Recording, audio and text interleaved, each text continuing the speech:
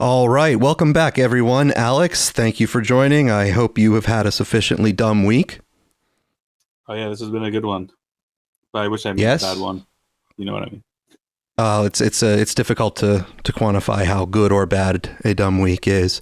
But you might remember, Alex, a couple weeks ago, we discussed the young singer David, where his stage name is spelt D4VD, and his unfortunate sequence of events where a girl was found dead and decaying in his Tesla trunk that had found its way to an impound lot. And there were some online rumors that suspected that he might have been responsible because he had several songs where he sang about a girl named Celeste, which was the name of the girl that was in his Tesla trunk. And also one of his most popular songs at the time was named Romantic Homicide. And that led to people suspect that he had those sorts of tendencies and that sort of capability within him. Do you recall that story?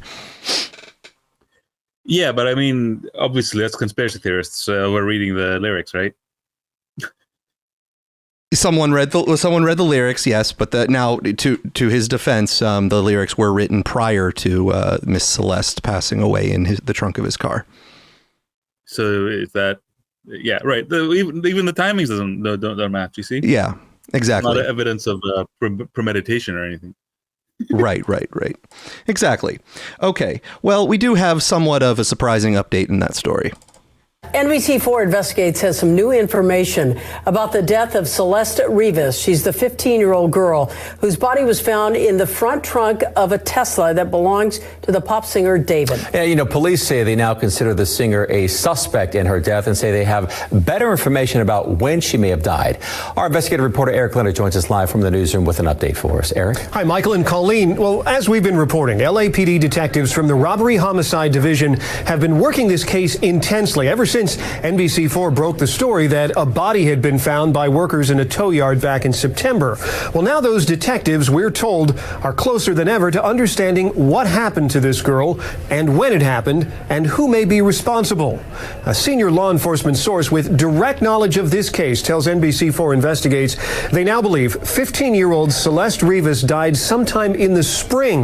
That happened months before her remains were found in the trunk of that Tesla on September 8th. And now the source also tells us that pop singer David is being considered a suspect in her death. Early on, a representative for the singer told us he was cooperating with police. Our law enforcement contacts are now telling us that was never true. David canceled a concert tour after the discovery of the body. Then he moved out of a rental house in the Hollywood Hills and has been staying in Texas. Celeste Rivas was last seen alive in Riverside County in April 2024. There's a memorial there, but her family has declined to talk with us about these most recent developments. Earlier on, a relative told us Celeste did have a relationship with that singer, whose real name is David Burke. The Tesla had been parked out in the Hollywood Hills for about a month before it was impounded in September and the body discovered. Our law enforcement contacts also say they now have reason to believe another person helped with the disposal and concealment of Celeste Rivas's body, but so far they haven't told us if that person has been identified. I'm investigating.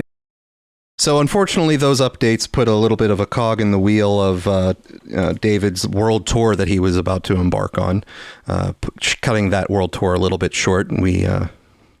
We don't know what's going to happen next, Alex, but I guess police have decided he's possibly responsible.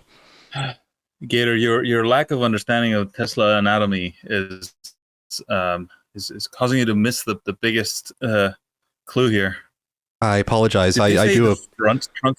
Did I hear correctly that this isn't the front trunk? That's what they said. I don't know. Is Tesla a front battery vehicle? I don't know. I don't know anything about Tesla. It has no. It does have a front trunk, but it is very small. Well, let me put it this way.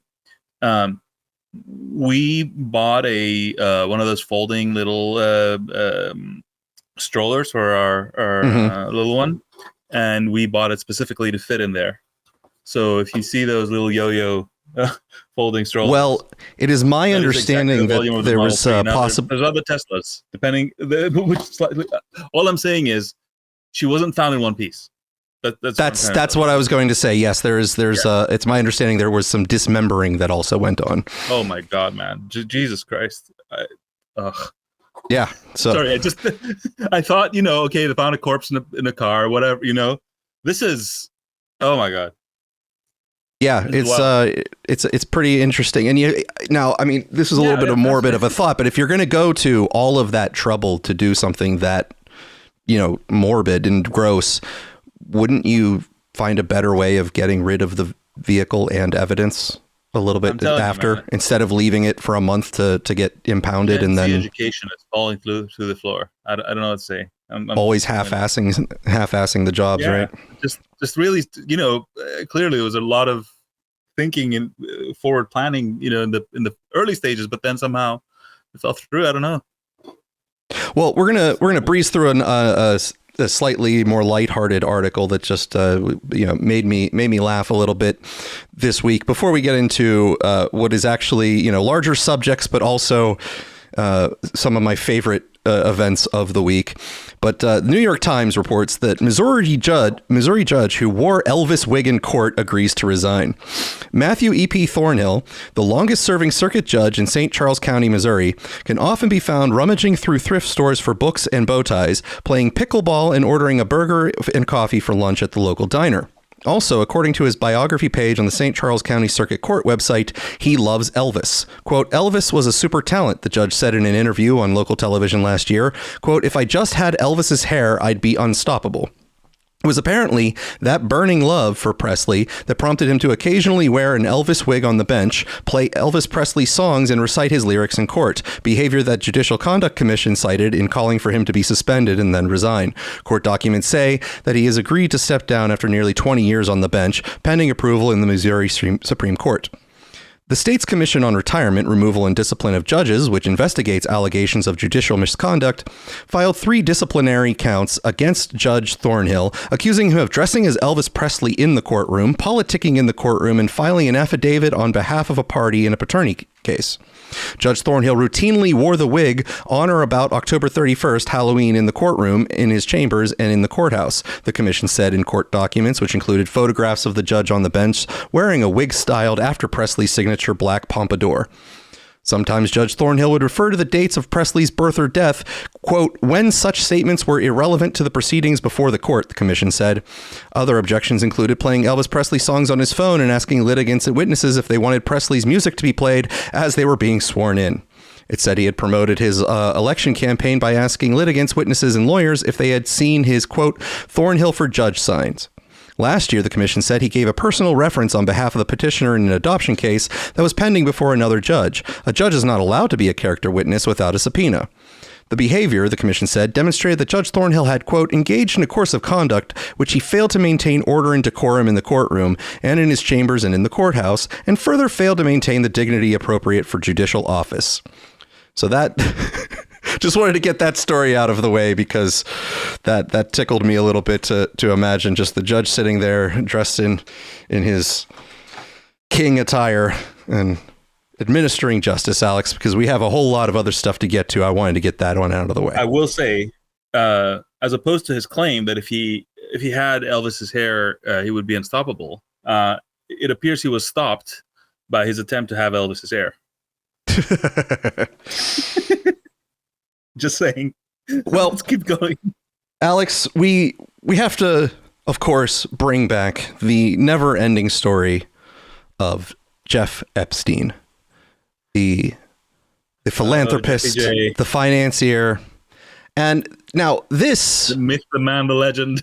This did bring about a lot of humor in my life this week as sort of the Mexican standoff. Everyone pulled their triggers in that Mexican standoff this week and decided to accuse everyone else, all of each other of, coordinating with Jeffrey Epstein and having taken his money. And then they all decided, I guess, to, quote, release the files. Now, I'm sure that there's going to be caveats to those files here. But some of the Democrats in particular were doing the rounds because this was supposed to be a move against Donald Trump. It was supposed to be a nice big gotcha to Donald Trump, but it seems to be spreading its aim all over the place. And so Jasmine Crockett was on CNN with Caitlin Collins and gave perhaps one of my favorite interviews of the week. Democrat who's been on defense over Jeffrey Epstein is Stacey Plaskett. She represents the Virgin Islands. She was texting with Jeffrey Epstein the day of Michael Cohen's hearing. Her questions pretty closely followed the text messages between the two of them to ask about Rona Graff, Trump's longtime assistant. You were defending her today, or in recent days, yesterday, and you talked about Republicans taking money from a Jeffrey Epstein. Here's what you said.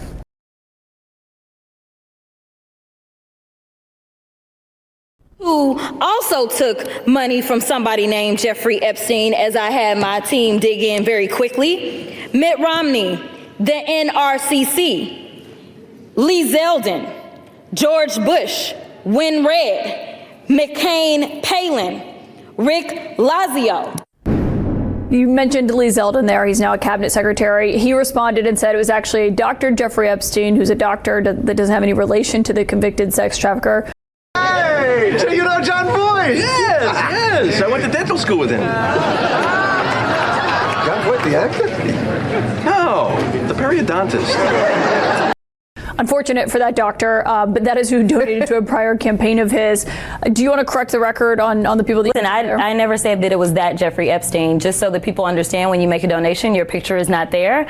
And because they decided to spring this on us in real time, I wanted the Republicans to think about what could potentially happen, because I knew that they didn't even try to go through the FEC. So my team, what they did is they Googled, and that is specifically why I said a Jeffrey Epstein. Unlike Republicans, I at least don't go out and just tell lies.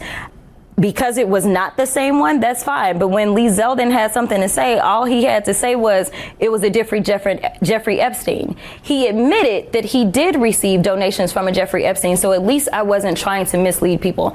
Now, have I dug in to find out who this doctor is? I have not. So I will trust and take what he says, is that it wasn't that Jeffrey Epstein, but I was not attempting to mislead anybody. I literally had maybe 20 minutes before I had to do that debate. Yeah, but people.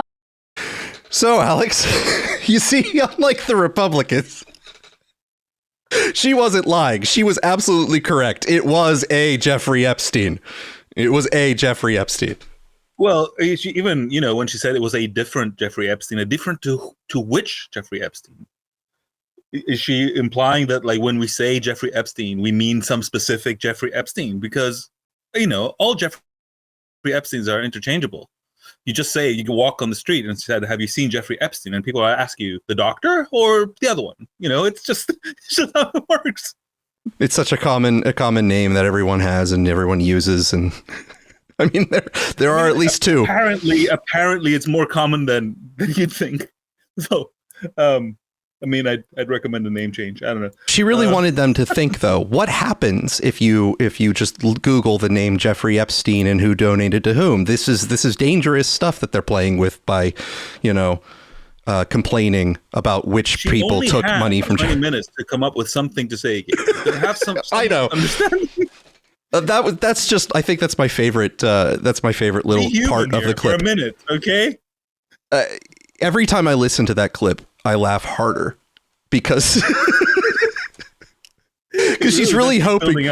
Yeah, she's really hoping the buzzer, the buzzer on the time on the clock and on the play helps her out here. The buzzer at the end of the day in school, that she doesn't have to actually answer the questions, right? But this goes on for a little bit longer here as she's struggling to make a coherent point.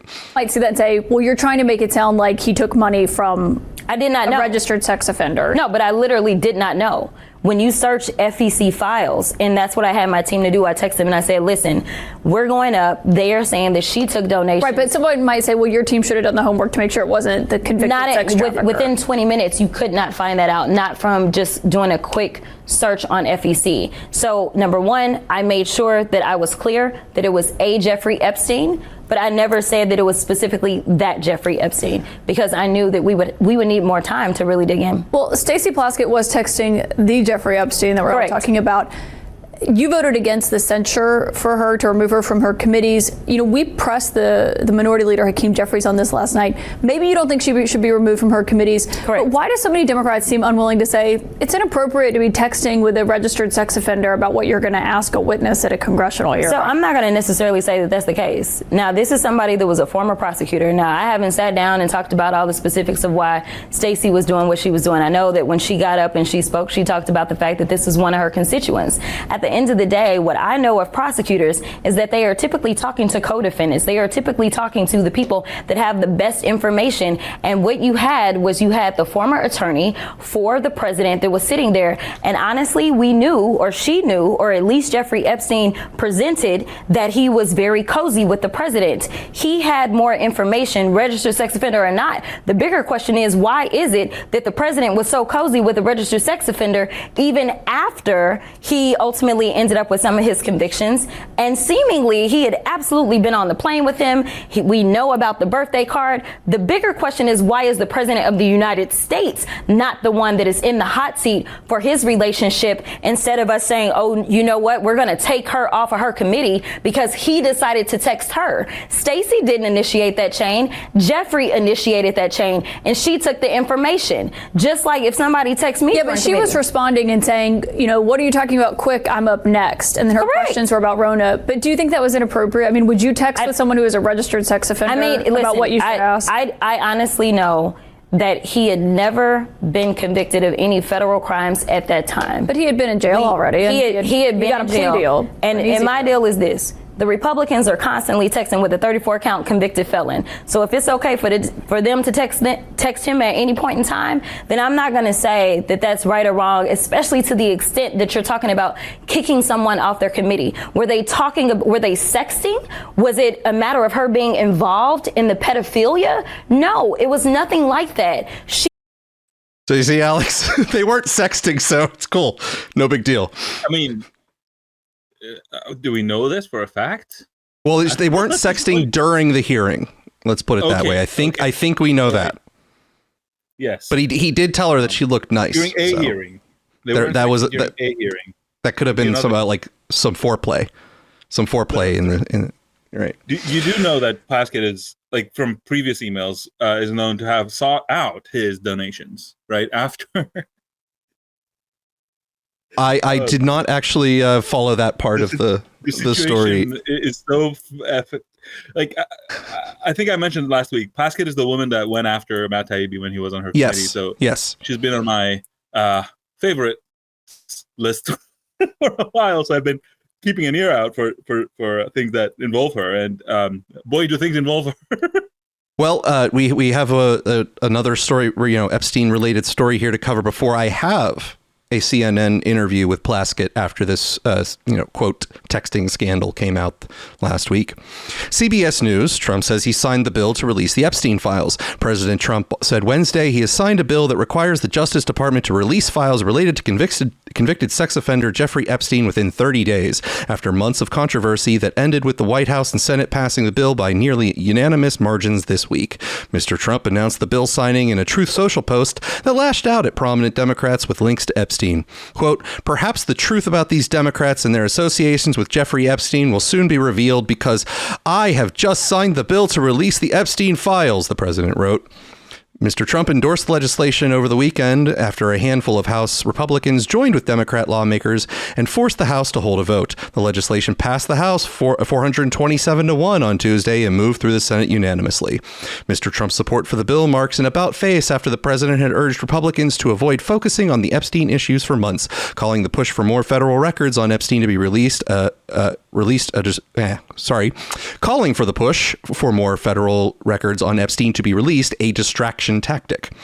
Maria Farmer, who accused Epstein and his associate Ghislaine Maxwell of sexual abuse in the 1990s, said the bill signing was a, quote, long time coming. Quote, I have waited nearly 3 decades for answers about how my reports of abuse at the hands of Jeffrey Epstein and Ghislaine Maxwell were investigated by federal authorities, she said in a statement. After being left in the dark for decades, having my repeated calls for transparency and action ignored, and living through nearly 5 administrations that turned a blind eye to this enormous travesty of justice, Congress finally listened to survivors. Farmer is currently suing the FBI, which she alleges ignored her sexual assault accusations. She said Wednesday that the bill's passage, quote, doesn't absolve the government and law enforcement's enormous failure to do its job within the past 30 years. I hope to see the government make good on its promise of transparency and release the entirety of files, not bits and pieces, not mass redactions, but complete truth, removing only child sexual abuse material and victims' names and identifying information, she said. What will the Epstein Files bill do? The Epstein Files Transparency Act requires Attorney General Pam Bondi to make public all of the Justice Department and FBI's unclassified records, communications, and investigative materials related to Epstein and his convicted co-conspirator Maxwell. It's not clear what new documents will emerge, but Epstein and Maxwell were at the center of a series of federal investigations dating back nearly 2 decades. Tens of thousands of pages of records on their cases have been released by lawmakers in recent months, including files held by the government and Epstein's estate.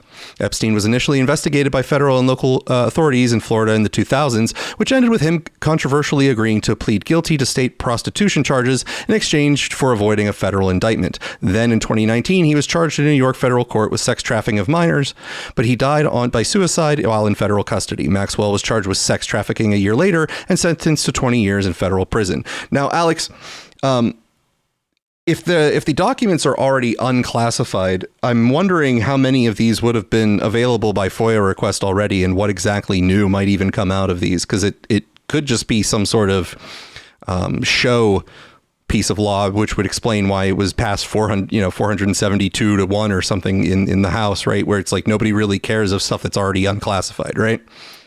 Well, first of all, congratulations on the one. I mean, quite the distinction there. Good job, man.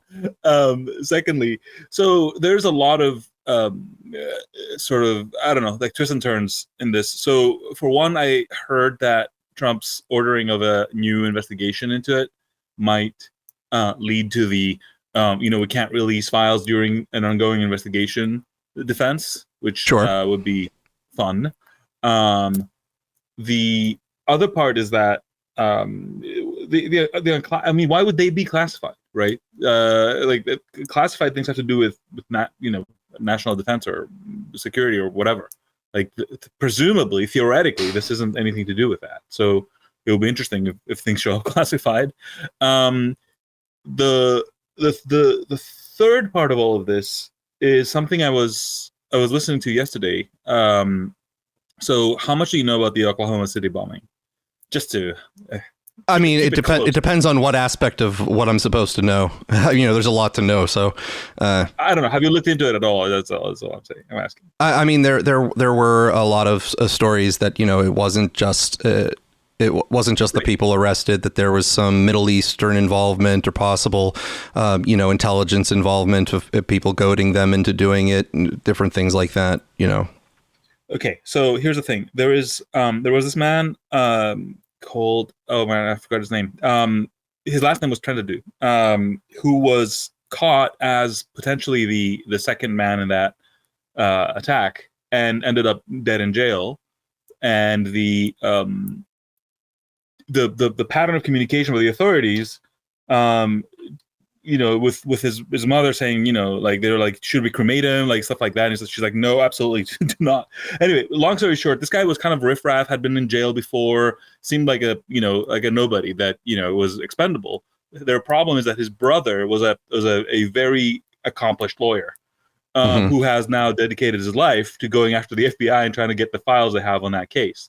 His name is Jesse Trentadue, and I was watching an interview with him yesterday, and he's done, unbelievable things, such as, for example, asking the FBI, do you have certain documents, only for them to say, no, we do not, and then for him to spring on them the evidence, that the proof that they do have those documents. So effectively framing them in a court for violating their oath. Which then in turn has gotten some of the strongest FOIA sort of enforcements by judges. He's one step away from the judge basically saying, you can go in yourself and find the documents. Like, anyway, he's been chasing this story forever. But he was talking about how at some point there were documents that they were sort of talking about having, but there was also an S drive and an I drive. So I think that might be reference to network drives. And somehow he trapped them into sort of proving that there was an additional drives with additional files that they were denying that they had, and got sort of court orders to get those too. But what I'm trying to say is getting the documents from the feds is, that is a word. Yes, you can yes. say.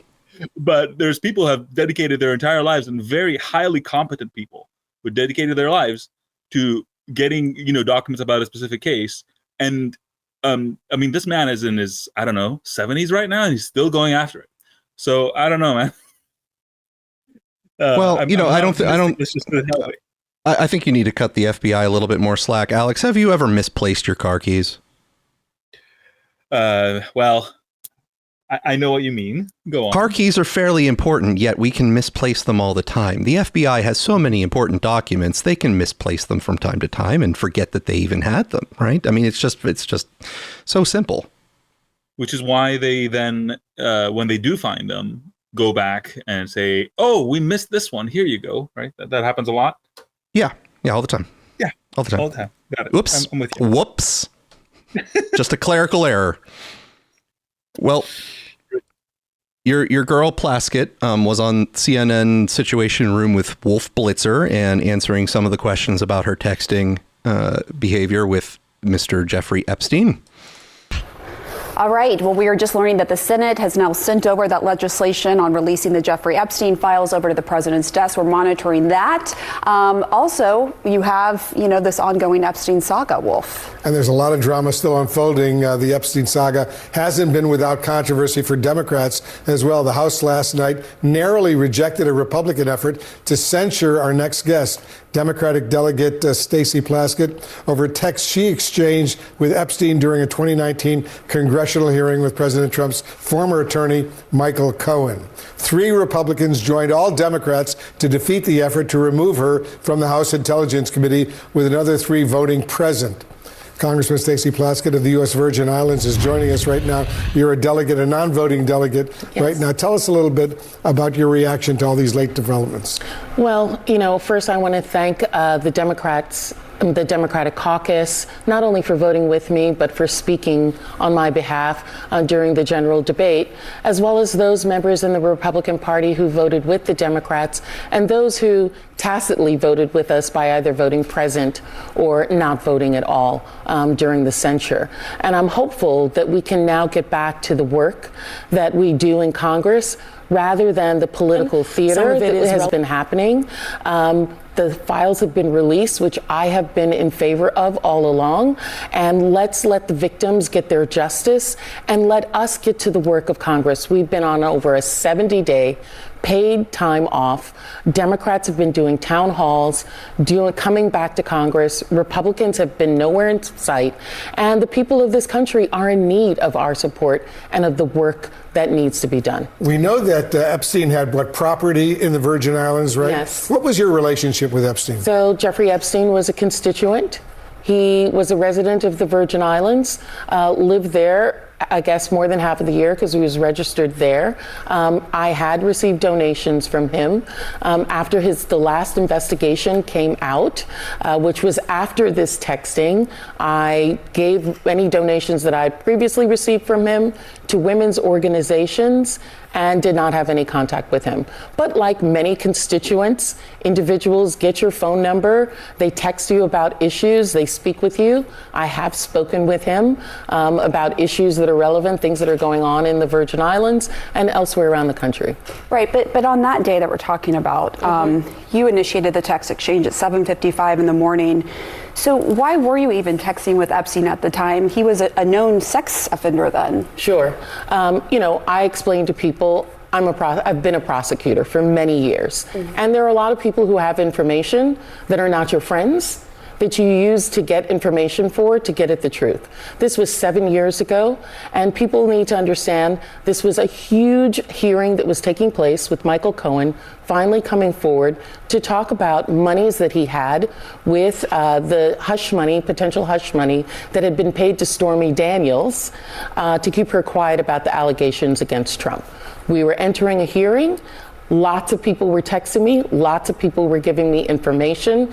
And I find it really interesting and almost rich that the Washington Post took 30 seconds, one set of question line that I did, and say that Epstein was directing me as to what to question Michael Cohen. I have 5 minutes of questioning.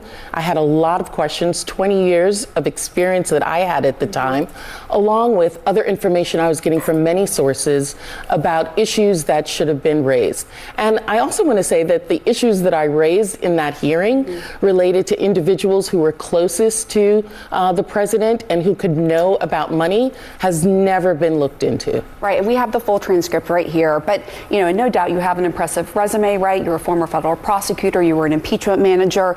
But yes or no, if Epstein had not brought up Rona to you in that text, would you have asked Michael Cohen about her independently? Probably not. I asked about 3 other individuals as well. Everyone knew, other people knew that this woman had been the president's assistant. I talked about other individuals who were also close to him that other people had given me information about, that I'd found other information about. And there were other issues that I talked with him about as well, Michael Cohen, that I brought up during that time. Right. Alex, your response to her defense there? I mean, totally convincing. I'm sold. I don't know about you. She's completely innocent. In fact, well, as a former prosecutor, I exclusively talk to perverts and criminals. And as a former prosecutor, I've long wanted to be prosecuted, and this is me doing my best. So here's 3 lines from a New York Post article that are going to rock your world. In a June 2014 email, the then U.S. Virgin Islands First Lady, Cecile de Jong, wrote to the financier, that's Epstein, on behalf of Plaskett. Jeffrey, your help is needed. We are trying to get Stacey Plaskett elected to Congress. We would have a friend in Stacey. Do you think any of your friends would give to her campaign? Okay, I hope you're sitting down. At the time, de Jong managed Epstein's USVI companies, the U.S. Virgin Island companies. Epstein already pleaded guilty to sex crimes in 2008. So that's, when we say constituent, I just want to be clear. So would you say that Jeffrey Epstein is the Obi-Wan of this situation? To Plaskett. You're going to have to help me with that analogy. Help me, Obi-Wan. You're my only hope. That's raise funds to get elected. Right. It seemed that he was his help was needed, and he would have a friend in Stacey, which he did. I mean, truth be told, she kept true to her word. Oh my God, this is so bad. So it seems like the like I called it, the Mexican standoff, and everyone is firing their guns at each other right now, and is making its rounds. Those were the 2 interviews that I found were most important this week. There's some other Democratic people who were sort of on the defensive with their accepting of money or their relationships, active communication. But all in all, it just seems like we are waiting for these files now to come out and see what else would be in them, if anything. What is your best prediction on where this will go next? I don't know. I'm pretty backpilled on government releasing important information. I think the most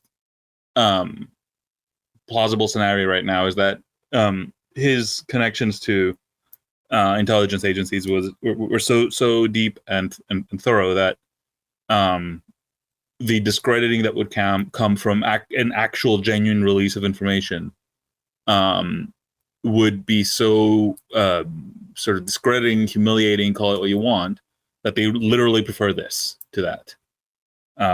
So is there anything dispositive that could come out that would make you that you could see happening, where you would then maybe conclude that some of your estimations about what he was up to were off? Because let's just say that we have a belief that he was coordinating with intelligence agencies of some kind to some degree, giving them information about connections that he was always establishing in exchange for leeway with his own activities or lack of prosecution with money laundering he was possibly engaged in. But let's say that that's all sort of just smoke but no fire sort of situation. Is there anything that you could imagine coming out that is dispositive to the things that you sort of currently believe, or would the lack of anything coming out just further show that they are hiding the relationship? Like some document that shows that, remember where we told you that the former prime minister of Israel stayed at his place for like months at a time or whatever? Mm-hmm. Yeah, that was actually the result of a problem with our IT systems, where some teenager was writing random emails that we were accepting as genuine. Remember the time where we said that another Israeli spy was staying in his place? Well, okay, but you're already, but right now you're describing things that you do know, right? And so let's imagine that the things that you do know are actually the limit of what there would be to know down that narrative direction. I guess what I'm trying to say is that is a lot. Okay. It's quite a bit. What would I? Again, I think as I said the first time we were going through it, trying to take the most charitable explanation here, right, is that his predilection for young girls was completely decoupled from his international financier, man of mystery, wheeler dealer connected to multiple foreign governments, plus Ghislaine Maxwell of all people. Okay, that is the best case scenario that is somehow open. Unfortunately, we have the whole Prince Andrew situation and a whole bunch of others where, Alan Dershowitz saying that he never took his underwear off when he was doing whatever he was doing. Mm-hmm. So, which I guess is his defense.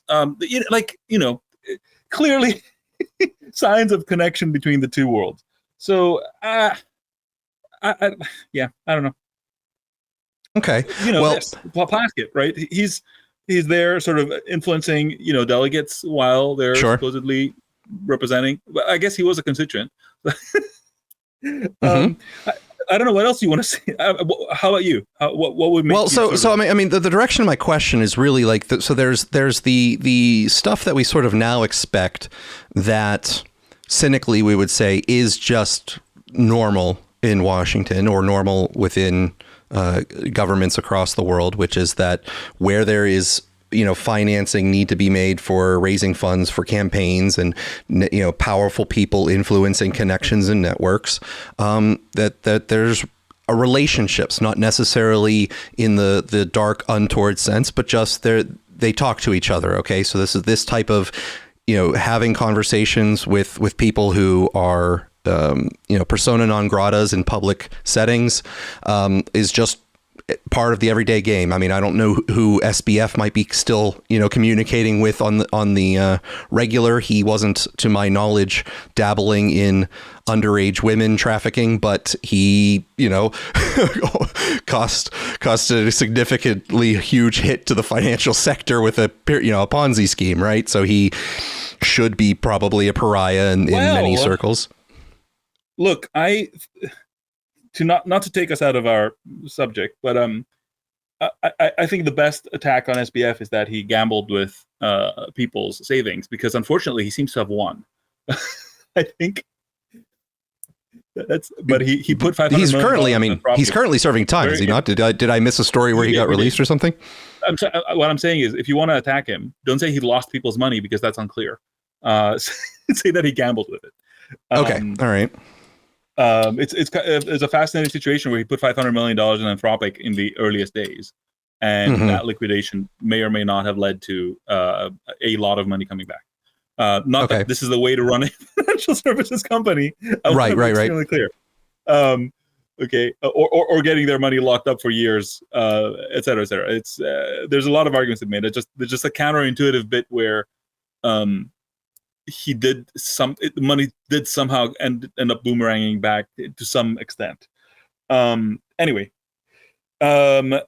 look, yes, if you raise the bar for what is, standard, then I guess what he was doing is standard, right? But I think Epstein is a great sort of common knowledge creator, right? Because you and I may say to each other, oh, yes, we know how it is.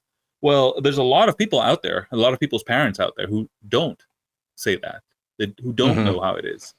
And this is a very nice, compact way to explain it. But to me, the most incredible one is, as always, the cover-up.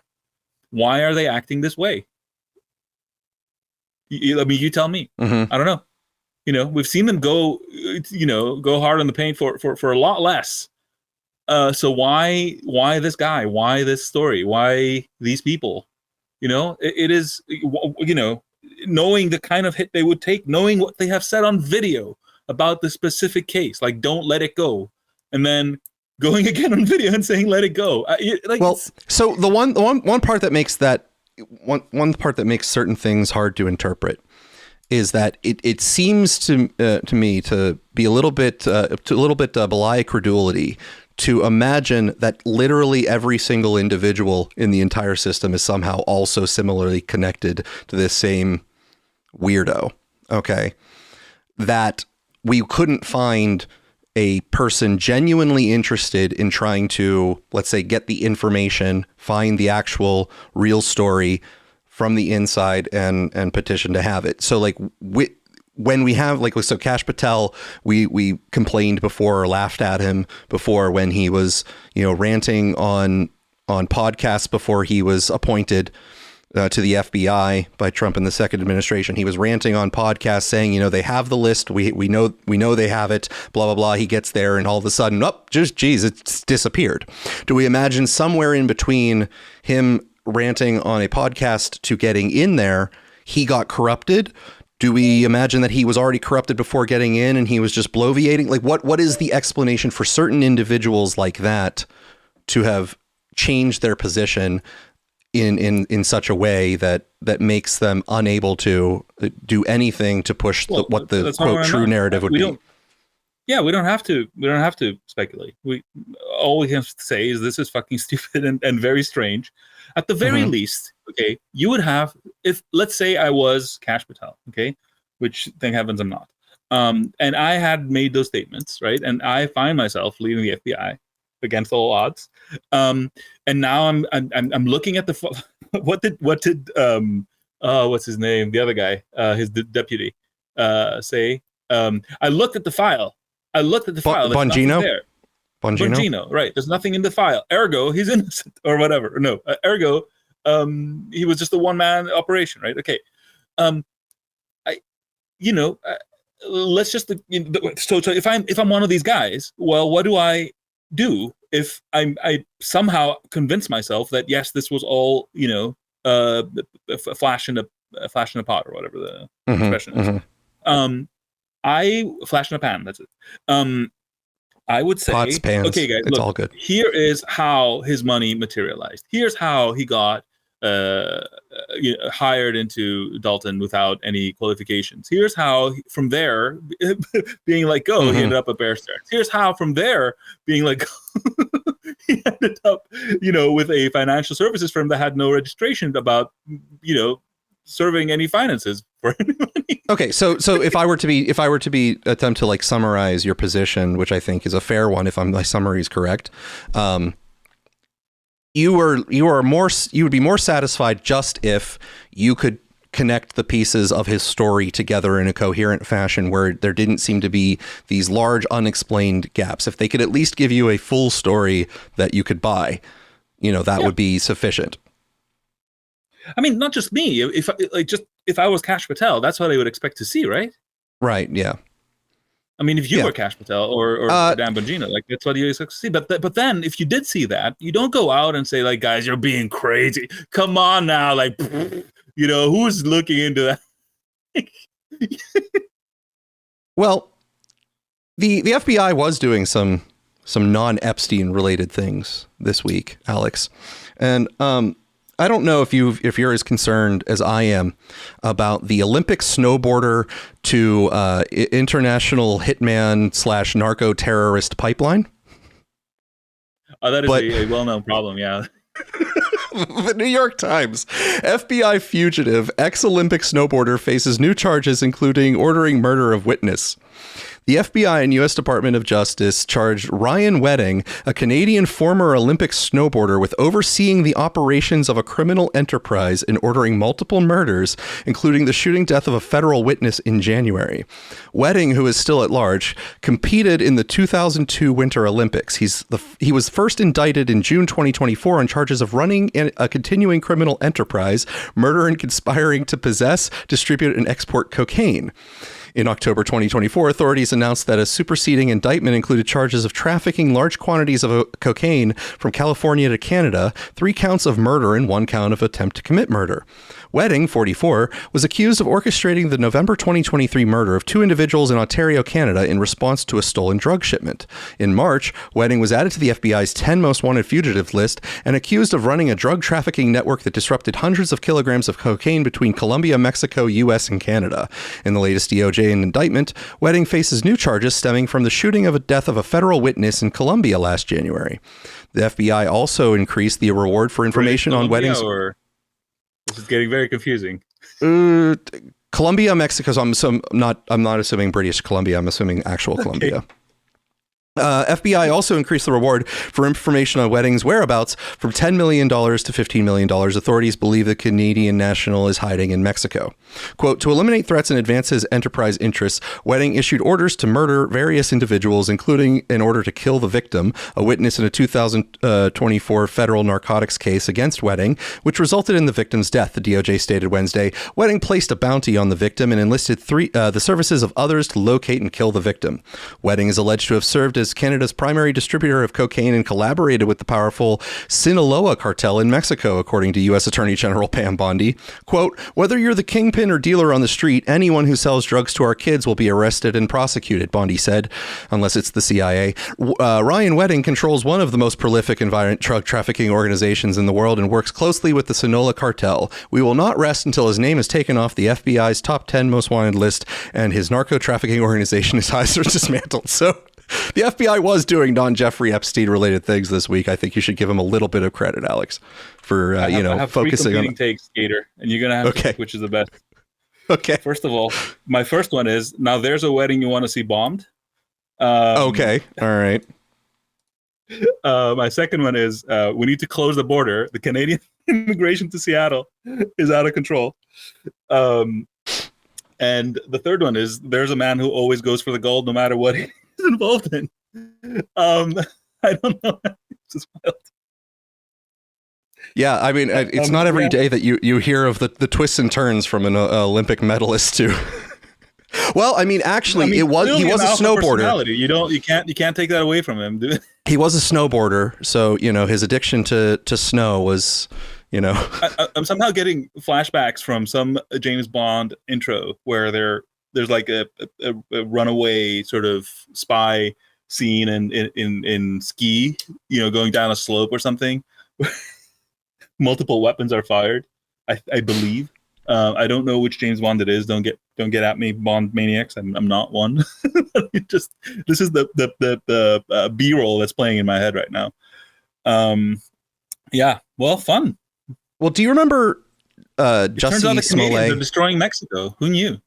You remember Jussie Smollett, the actor from the TV show Empire? I believe his name is Juicy, not Jesse. Well, that is how I believe not Chris Rock. Sorry, is this Chappelle? Dave Chappelle pronounced it. I see. Okay.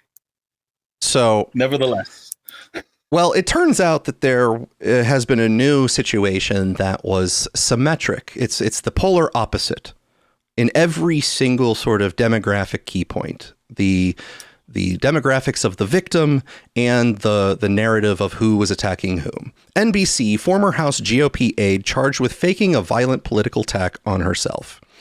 A New Jersey woman who worked as a congressional staffer for Representative Jeff Van Drew of New Jersey has been charged in connection with staging a fake political attack that included writing and scarring on her body.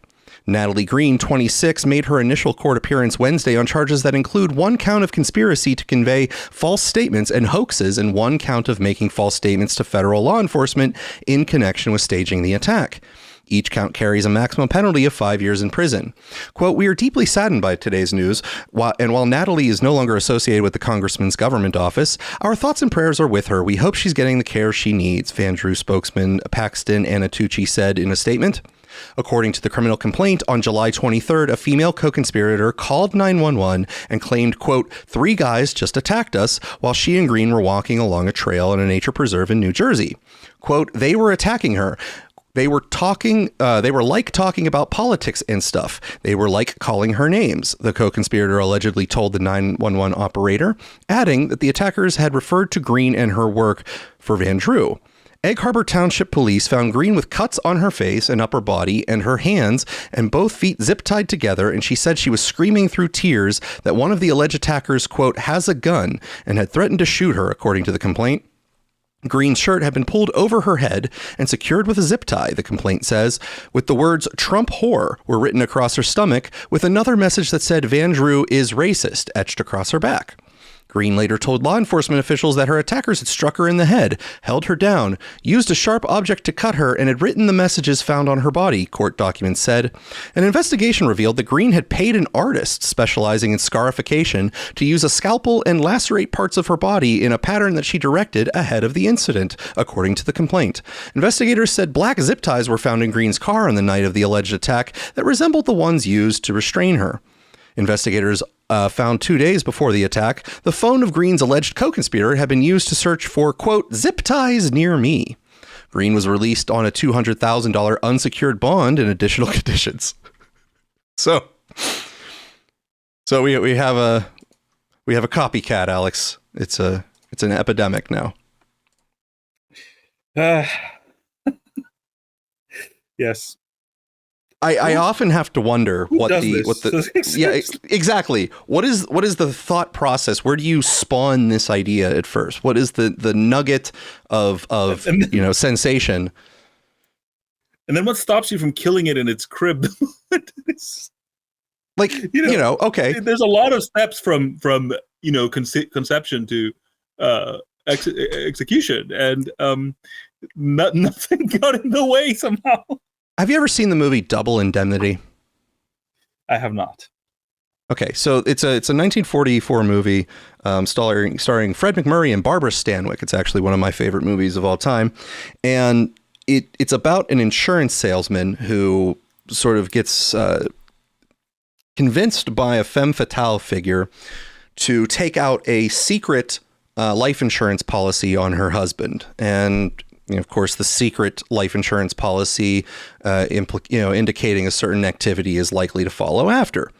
And this insurance salesman, named Walter Neff in the movie, he is sort of explaining himself in a recording to someone else, saying that when you spend enough time doing a job, your mind sometimes wanders and wonders how, with the knowledge that you have of how the system works, how you could actually beat the system, how you could actually exploit the system. And that's where I think that most people can sort of, sympathize. Your brain starts to wander and you start to think, what if, or, hey, the way that we do these things, we're just ripe to be exploited in this way. And I think, imagining yourself doing it is about the limits of where you should go with that, wondering if I did do this, what it would look like. I think by the time that you actually start planning to do it, you have done gone a step too far.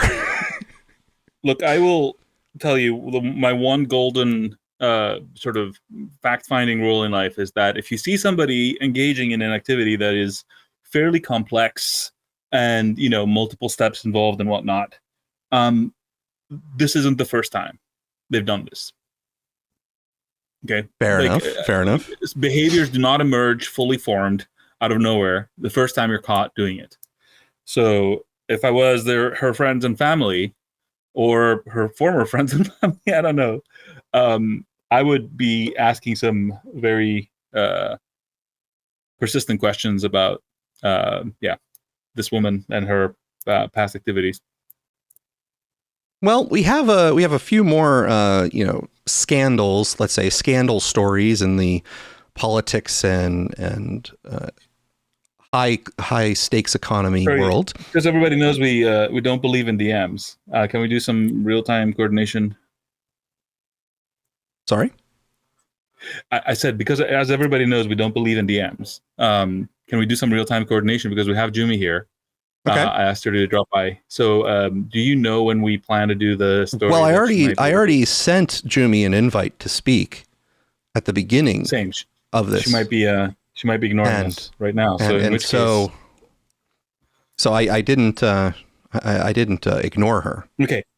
So when or if she's here, we can be flexible with schedule. Is that the idea? Yes, we can do that. Okay, great. That's all. Now, so the New York Times, Matt Gaetz scandal, circumstances left teen vulnerable to exploitation. She was 17 and a high school junior in Florida. She was working at McDonald's and she was living in and out of a homeless shelter. Hoping to save up to buy braces to fix her teeth, she falsely advertised herself in 2017 as 18 years old on a website that matches men looking for companionship with young men looking to make money. What followed would set off a chain of events that would have a dramatic impact on her life and help upend the political career of one of the men she would encounter, Representative Matt Gaetz, the Florida Republican. Mr. Gaetz was investigated by the Justice Department for child sex trafficking, but never charged. Following the election last year, he was President Trump's first choice to serve as Attorney General. He subsequently resigned from Congress and then withdrew from consideration as Attorney General under a storm of scrutiny.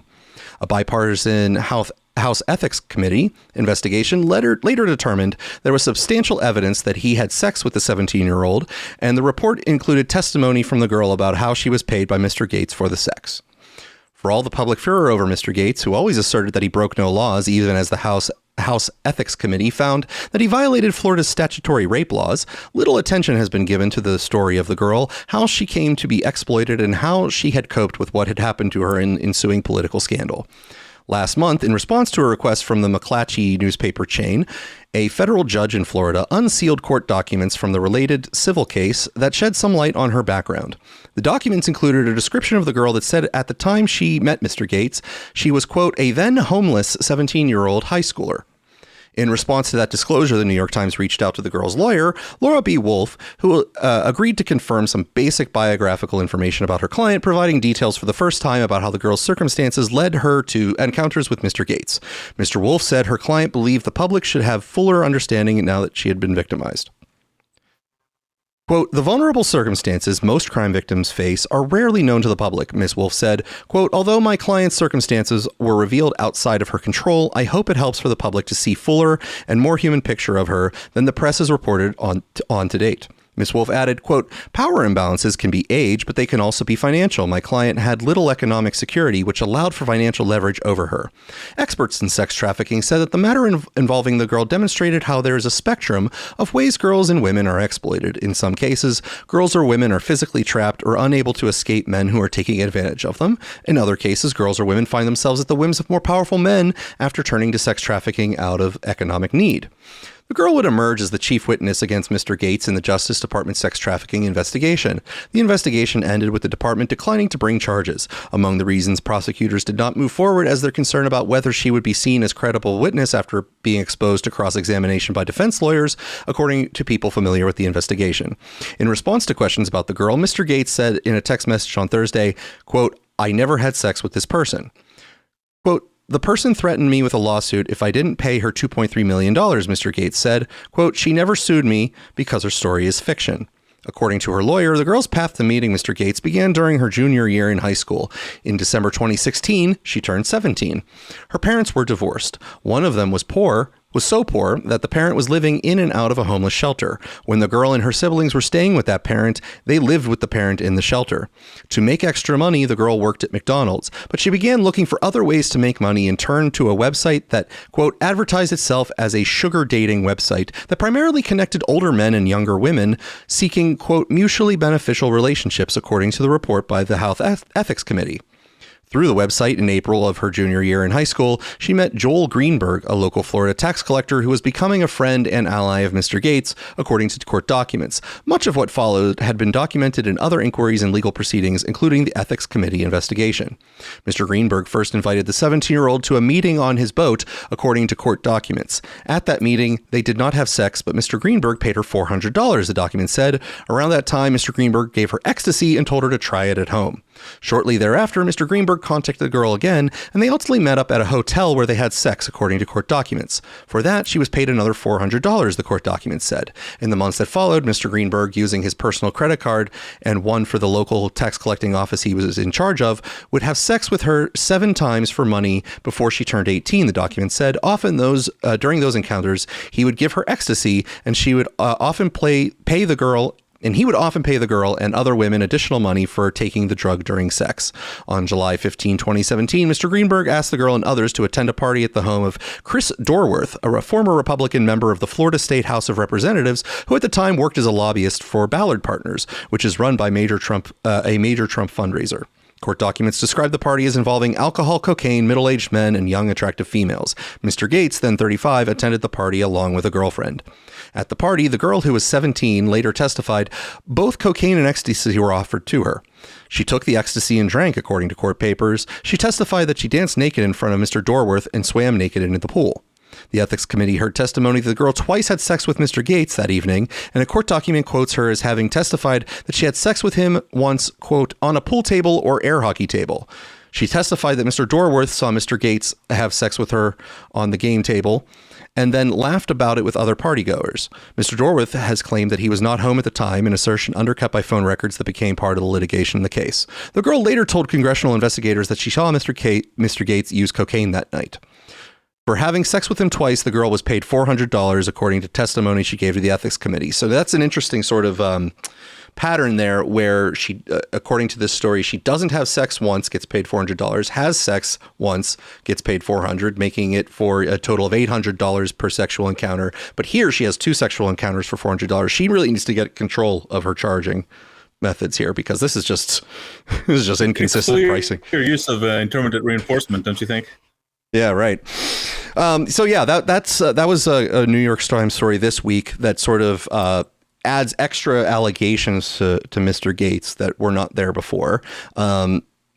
It's a little bit peculiar though, where the sugar daddy sort of aesthetic, people advertise themselves as looking for sugar daddies all the time, and if you are to take this sort of situation at its ultimate conclusion, those are mostly just, classified ads for prostitutes, right? Looking for sugar daddies. Now, in a lot of cases, there's a strange perversion where there is a class of men who do somehow find satisfaction in just handing money to women. It's not a mentality I can understand at all. I've attempted. There's a lot of warped things I can place myself in and sort of get there if I try hard. Like I think, okay. Are you married, Gator? I am not married, sir. There you go. Okay. Yes. There is at least some sense of mutual benefit in that circumstance, sir. I don't know. Maybe it's my naivete here. Literal, you understand? Over the last year, you've gotten to know me now. No, I hear you. I mean, it's sort of situation. It's fascinating that the Times decided to go back to this now. I've attached to the space a thread by Mel/Village Crazy Lady, who has gone deep into this whole case. She has a slightly different take that people can read, but it goes on the same footsteps of Greenberg being the intermediary. All I want to know is she apparently met several men. She used the plural there, men. From that website, plus Gates, who apparently she met through his friend of sorts. So, I mean, how much do braces cost these days? That's my question. Well, there's an additional thing in here that I think is sort of sliding in under the radar, right? So, what is the what is the general idea we were just talking about with Epstein, right? That Epstein would entice people to, partake in certain activities with him that were illicit in order to gain leverage over him, right? So this story, if we take certain aspects at face value, such as that, there was a party where Gates was potentially doing cocaine and ecstasy, or that it was around and that people were having sex with young women, that some of these things could be used as leverage. And the question, I guess, raises in my mind, who was sort of gaining leverage over who in that situation, or were they all gaining leverage against each other in sort of a mutually assured destruction sort of way? The bit that's in that thread that is notoriously absent from the New York Times is this. This is from the thread from Mel. It says, after getting arrested in June 2020, at some point, Mr. Greenberg's lawyers approaches Bill Barr's DOJ with a proposition. He claims he can provide evidence that a sitting congressman, Gates, had engaged in sex acts with a minor. Bill Barr's DOJ then proceeds to open a secret investigation into these allegations that remains a secret until it is leaked the next spring on March 30, 2021 by the New York Times. Are you starting to get a picture? Okay. Your instincts were spot on. Sure. Okay. Sure. Just saying. Well, so I mean, but that's like my point here is that there's so many things going on in this story, whether the allegations are completely true, partially true, or almost none of it true, where if this girl, let's say that the base level of truth for this story was that this girl was 17 at the time she was posting on a sugar daddy search site, a classified I need a sugar daddy ad because she was, homeless with her mother or something.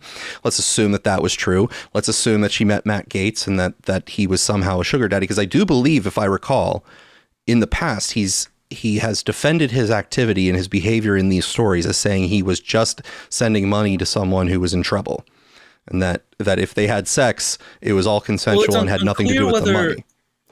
From what the article says, I don't maybe I missed it. It's unclear whether he paid her or the Greenberg fella paid her.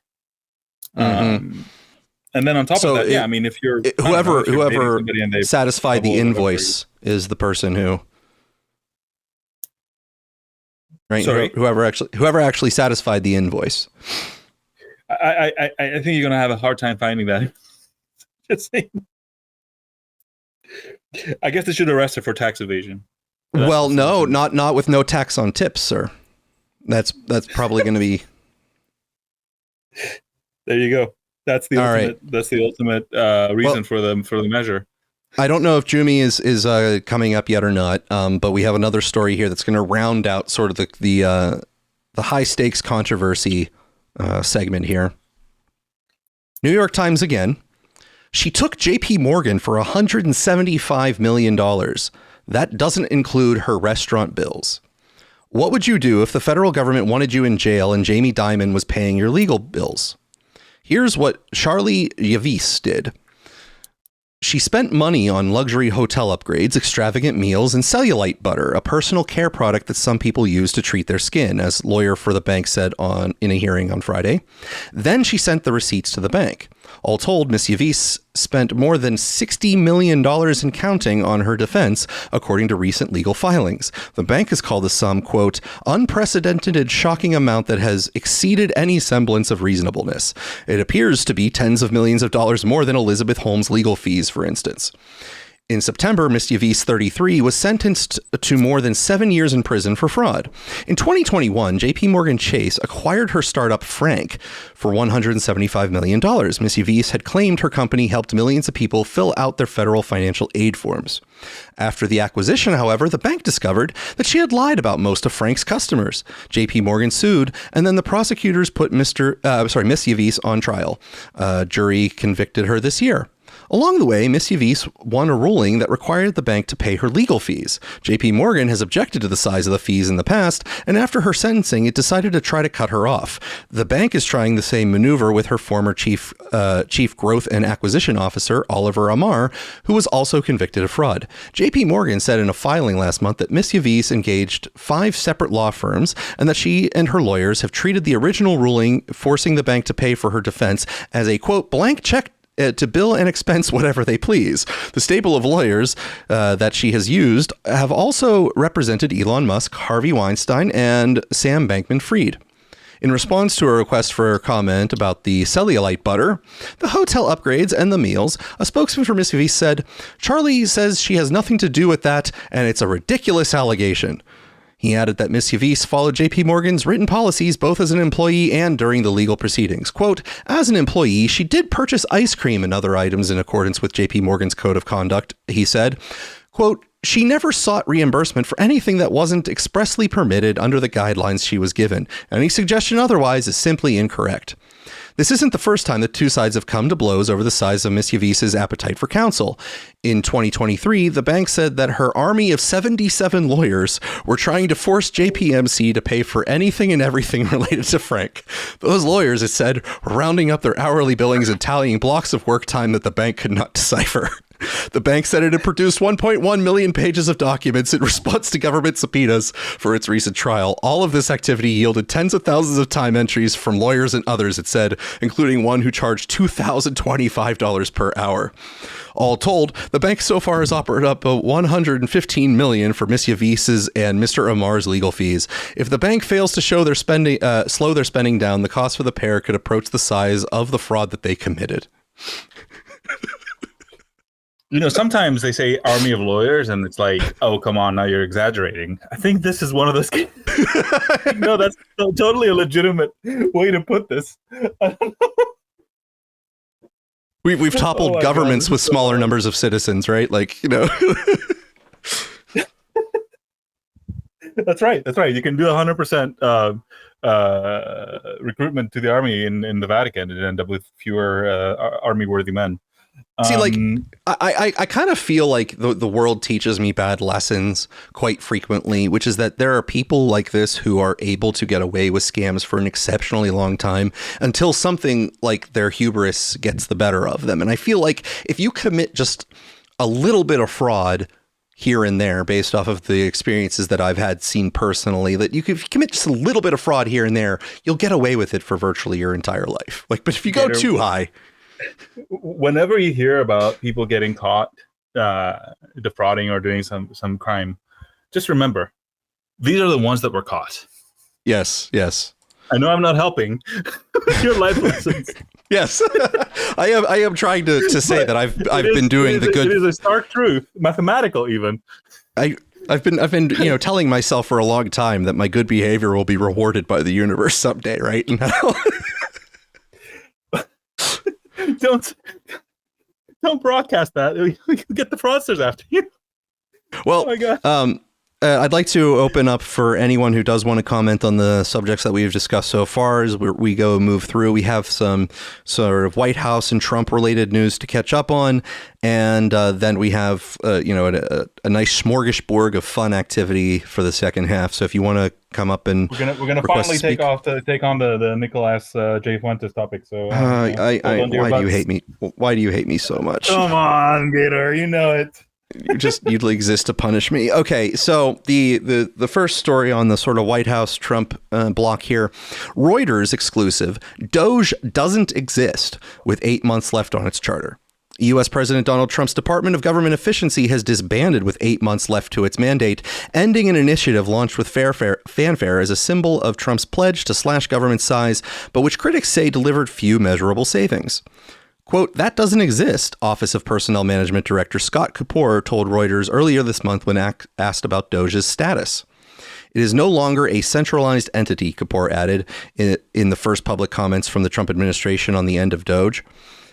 The agency, set up in January, made dramatic forays across Washington in the early months of Trump's second term to rapidly shrink federal agencies, cut their budgets, or redirect their work to Trump priorities. The OPM, the federal government's Human Resources Office, had since taken over many of Doge's functions, according to Kapoor and documents reviewed by Reuters. At least 2 prominent Doge employees are now involved with the National Design Studio, a new body created through an executive order signed by Trump in August. That body is headed by Joe Gebbia, co-founder of Airbnb, and Trump's order directed him to beautify government websites. Gebbia was part of billionaire Elon Musk's Doge team, while Doge employee Edward Korestein, nicknamed Big Balls, encouraged followers on his X account to apply to join. The fading away of Doge is in sharp contrast to the government-wide effort over months to draw attention to it, with Trump, his advisors, and cabinet secretaries posting about it on social media. Musk, who led Doge initially, regularly touted its work on its X platform and at one point brandished a chainsaw to advertise his efforts to cut government jobs. Quote, "This is the chainsaw for bureaucracy," Musk said, holding the tool above his head at the Conservative Political Action Conference in National Harbor, Maryland in February. Doge claimed to have slashed tens of billions of dollars in expenditures, but it was impossible for outside financial experts to verify that because the units did not provide detailed public accounting of its work. Quote, "President Trump was given a clear mandate to reduce waste, fraud, and abuse across the federal government, and he continues to actively deliver on that commitment," said White House spokesperson Liz Hudson in an email to Reuters. Trump administration officials have not openly said that Doge no longer exists, even after Musk's public feud with Trump in May. Musk has since left Washington. Trump and his team have nevertheless signaled its demise in public since this summer, even though the U.S. president signed an executive order earlier this term decreeing that Doge would last through to July 2026. In statements to reporters, Trump often talks about Doge, opens new tab in the past tense. In statements to reporters, Trump often talks... That's a weird statement. Opens new tab... Did I copy a word in the background of an article? Acting Doge Administrator Amy Gleason. The tab thing is an insert from somebody. Acting Doge Administrator Amy Gleason, whose background is in healthcare tech, formerly became an advisor to Health and Human Services Secretary Robert Kennedy in March, according to a court filing. In addition to her role with Doge, her public statements have largely focused on her HHS role. Republican-led states, including Idaho and Florida, meanwhile, are creating local entities similar to Doge. I figured out what happened, Alex, on this particular website when I copied a block and it had links into it. The links themselves had a alt text that said open new tab, and that came through in the copying and pasting of the article. We have ruined the web. Just so everyone is aware that I am paying attention fully when I'm reading these articles. So a government-wide hiring freeze, another hallmark of Doge, is also over, Kapoor said. Trump, on his first day in office, barred federal agencies from bringing on new employees, with exceptions for positions his team deemed necessary to enforce immigration laws and protect public safety. He later said Doge representatives must approve any other exceptions, adding that agencies should hire no more than one employee for every 4 in that department. Quote, "There is no target around reductions anymore," Kapoor said. Doge staff have also taken on other roles in the administration. Most prominent is Gebbia, whom Trump tasked with improving a visual representation of government websites.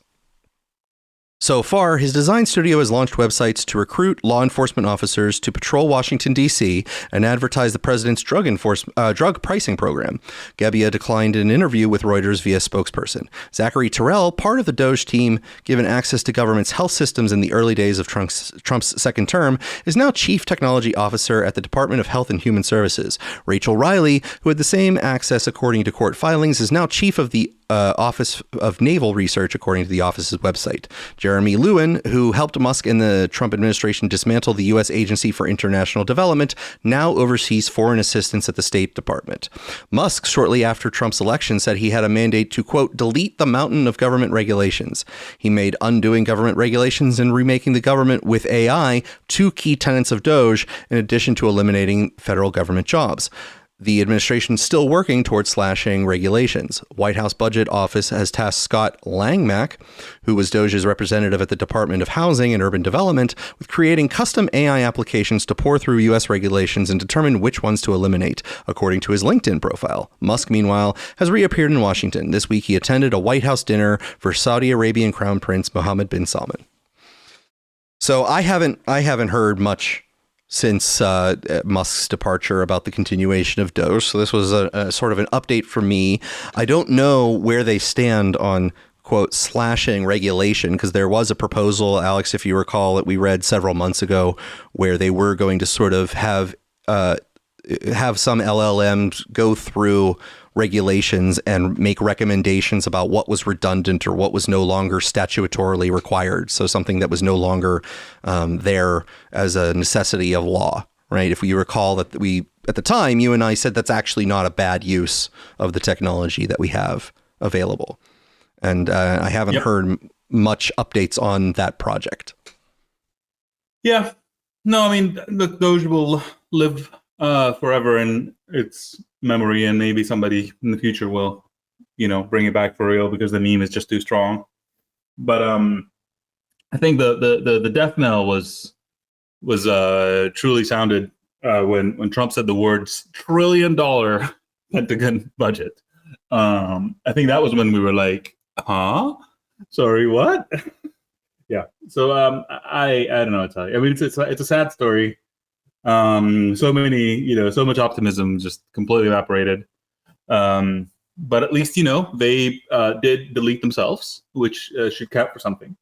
And I feel like, me being a somewhat skeptical Musk fan, he tried to do what he could. And when he found out he couldn't, he just sort of, instead of doing what most do and just sticking around, he just bailed. So, yeah, I don't know. That's my read. I don't know. What do you think? Well, I was, let's say, cautiously optimistic, but still fairly cynical going into Doge. It seemed like a lot of fanfare, and things got really confusing really quick, where they made, quick declarations of success without actually having any idea. I know that this particular memory will strike you pretty harshly when they declared that we were sending condoms to Gaza, and it was a different Gaza, and so that. They said we were sending condoms to a Gaza. No. Yes, not the Gaza, right? Not the Gaza. And then there were several other stories. Where I at the moment the details escape me, but I know that I want to be very clear. The U.S. government would never stop Hamas from reproducing. I see. There were several stories. I forget the key details at the moment, but I do recall that you and I had specifically articulated how Musk was running with the story and the idea, and it was another situation where it was not true at all. Like the core details that they were hyping up were just not true. And it was because I guess that Musk got too excited and wanted to hype up what he was doing and promote the activity. He was sort of running through successes and promoting them without really truly making sure that they were correct and that they were as described. Elon has many pluses. He's never been a strong double checker. He's more of a recovery world champion than a measure twice, cut once kind of person. Just better for ask forgiveness than permission type of fella. Yeah, or not ask for forgiveness depending. Sometimes, yes, he doesn't even ask for forgiveness, I guess. Just tells him to get over it. So this is a story that sort of sent people on Blue Sky and in the MAGA world through different roller coaster rides. And this is an article from The Guardian. Quote, "I'll stick up for you. Key moments from the cordial Trump-Mamdani meeting." The highly anticipated Oval Office meeting between Donald Trump and Zohran Mamdani, the mayor-elect of New York City, the U.S. president's beloved hometown, was hardly the combustible tete-a-tete many had predicted. For the moment, at least, the two New Yorkers appeared friendly, smiling, and cautiously optimistic about the work they might accomplish together. Neither revived their hot campaign trail rhetoric, in which they cast each other as diametrically opposed political adversaries. Trump had labeled Mamdani a, quote, 100% communist lunatic and urged voters to back his opponent, the former New York governor Andrew Cuomo. In turn, Mamdani had assailed Trump as a despot and pledged to be the president's worst nightmare. Here are 5 things that stood out from their surprising display of political bonhomie. Trump and Mamdani heart New York. The president likes a winner and he loves New York, and both were clear on Friday when he extolled Mamdani for running an incredible race against some very tough people. Quote, "We have one thing in common. We want this city of ours that we love to do incredibly well. Trump said in his opening remarks to reporters following the meeting with Mamdani. Trump was especially impressed with Mamdani's election performance, marveling at how the mayor-elect came out of nowhere. Trump also seemed flattered to learn that a share of his own supporters had backed the 34-year-old Democrat. 1 in 10, Mamdani interjected, recalling his discussion with Queens residents who voted for Trump in the 2024 election. To Trump's delight, Mamdani noted that he had spoken with a pharmacist who counted the president's late father, Fred, as a customer. That must be an old pharmacist, Alex. That pharmacist has to be extremely elderly at this point. I don't know if you know how old the president is, but for the pharmacist to have served his father... Look, he needed to find a point of contact. Okay? Don't think too much about it. Okay, I'm sorry. Thinking is something don't run the numbers on this one. Okay. I make the mistake of thinking quite frequently and do suffer from it regularly. When it became clear Mamdani, an unabashed democratic socialist, was on the track to be the city's next mayor, conservatives began warning of an exodus of billionaires and bankers from the heart of global capitalism. On Friday, the Queens-born billionaire, now officially a Florida resident, said he was not among them. Trump would absolutely live in the city under Mayor Mamdani. Quote, "I always feel very, very comfortable being in New York," Trump said, and I think much more so after the meeting. He added, "I think he's going to surprise some conservative people, actually." Asked by a reporter whether he agrees with New York Congresswoman Elise Stefanik, who had characterized Mamdani as a jihadist, Trump said he did not and downplayed her comments as overheated campaign rhetoric in her quest to become the state's next governor. Quote, "I met with a man who's a very rational person," Trump said. Quote, "I met with a man who really wants to see New York great again." Mamdani faced several pointed questions from conservative and Trump-friendly journalists, but Trump swooped in on multiple occasions to deflect on the mayor-elect's behalf. When asked if he would retract his attack on the president as a despot and an authoritarian, Mamdani was prepared. He avoided answering the question directly, saying, quote, "We are very clear about our positions and our views, and what I really appreciate about the president is the meeting that we had focused not on places of disagreement, which there are many, and also focused on the shared purpose that we have in serving New Yorkers." But before the reporter could press Mamdani further, Trump interjected, "I've been called much worse than a despot, and so it's not that insulting." He predicting Mamdani might change his mind after, quote, "We get to working together." Fox News correspondent Jacques Heinrich later followed up on the matter, asking whether Mamdani still considers Trump to be a fascist. Mamdani, cheeks flushed, began to respond, but Trump jumped in and said, "That's okay," the president said, jovially tapping Mamdani's arm and telling him it was easier to just say yes, which Mamdani did.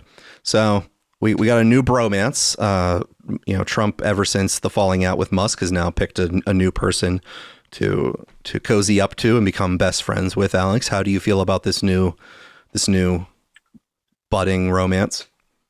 Well, I always say it's very easy to get the democratic socialists to become non-democratic socialists. So the gap is very small. As the Germans say, you always want the nationalists and the socialists to get together. So there's several takes. There's several hot takes, from various sides when it comes to this meeting, and there's two possible ways that you could sort of easily get to. The blue sky people are mostly convinced that Mamdani played Trump, that Mamdani was somehow this extremely clever manipulator. And others might say everyone can do this if you just flatter him a little bit, that he's extremely agreeable if you just are nice to him, and that typically everybody comes up to him and is aggressive and tells them how much they're going to stand in defiance to him. And that's when he fights back. But if you actually just kiss his ass a little bit, he's going to kiss your ass back. And so there are two ways that people can sort of take the same sort of behavior there. And it's hard for me to say that Trump got played or that that's just normal Trump. So you're saying you just shoot one bullet at him and he's all fight, right? Besides that, I don't know. I think there's a nothing burger. Trump probably wanted some. I banned the word nothing burger years ago. So we don't use the word nothing burger. You have nothing burgered it, so to speak. I issued an executive order in my first term that banned that word. So I see. I'm sorry. So what do we use now? Anyway, it's a non-event. Okay. Okay. Does that work? Sure. Yeah, Non-event. I feel like I will take it. Like Pablum, soap opera stuff that doesn't matter. They're both big boys. They know what they're doing. I'm sure Trump wanted some things that he needs in the city done to be at least to be kept in place and not bothered. And Mamdani said, "You be a nice boy and we'll be fine." And so I don't know. Who knows? Trump does. To put it differently, Trump does this a lot, right? He'll go with Putin one day. He's like the best guy in the world. The next day he's giving a lot of bullshit. The next day he's like sanctioning him. The day after that he's sending peace offers. Like, what does it all mean, really? Trump is the good cop and the bad cop at the same time. That's right. So, he and many other cops in between. So I like, what's the point of trying to interpret this exactly? Well, it didn't catch me off guard necessarily. I was never really invested.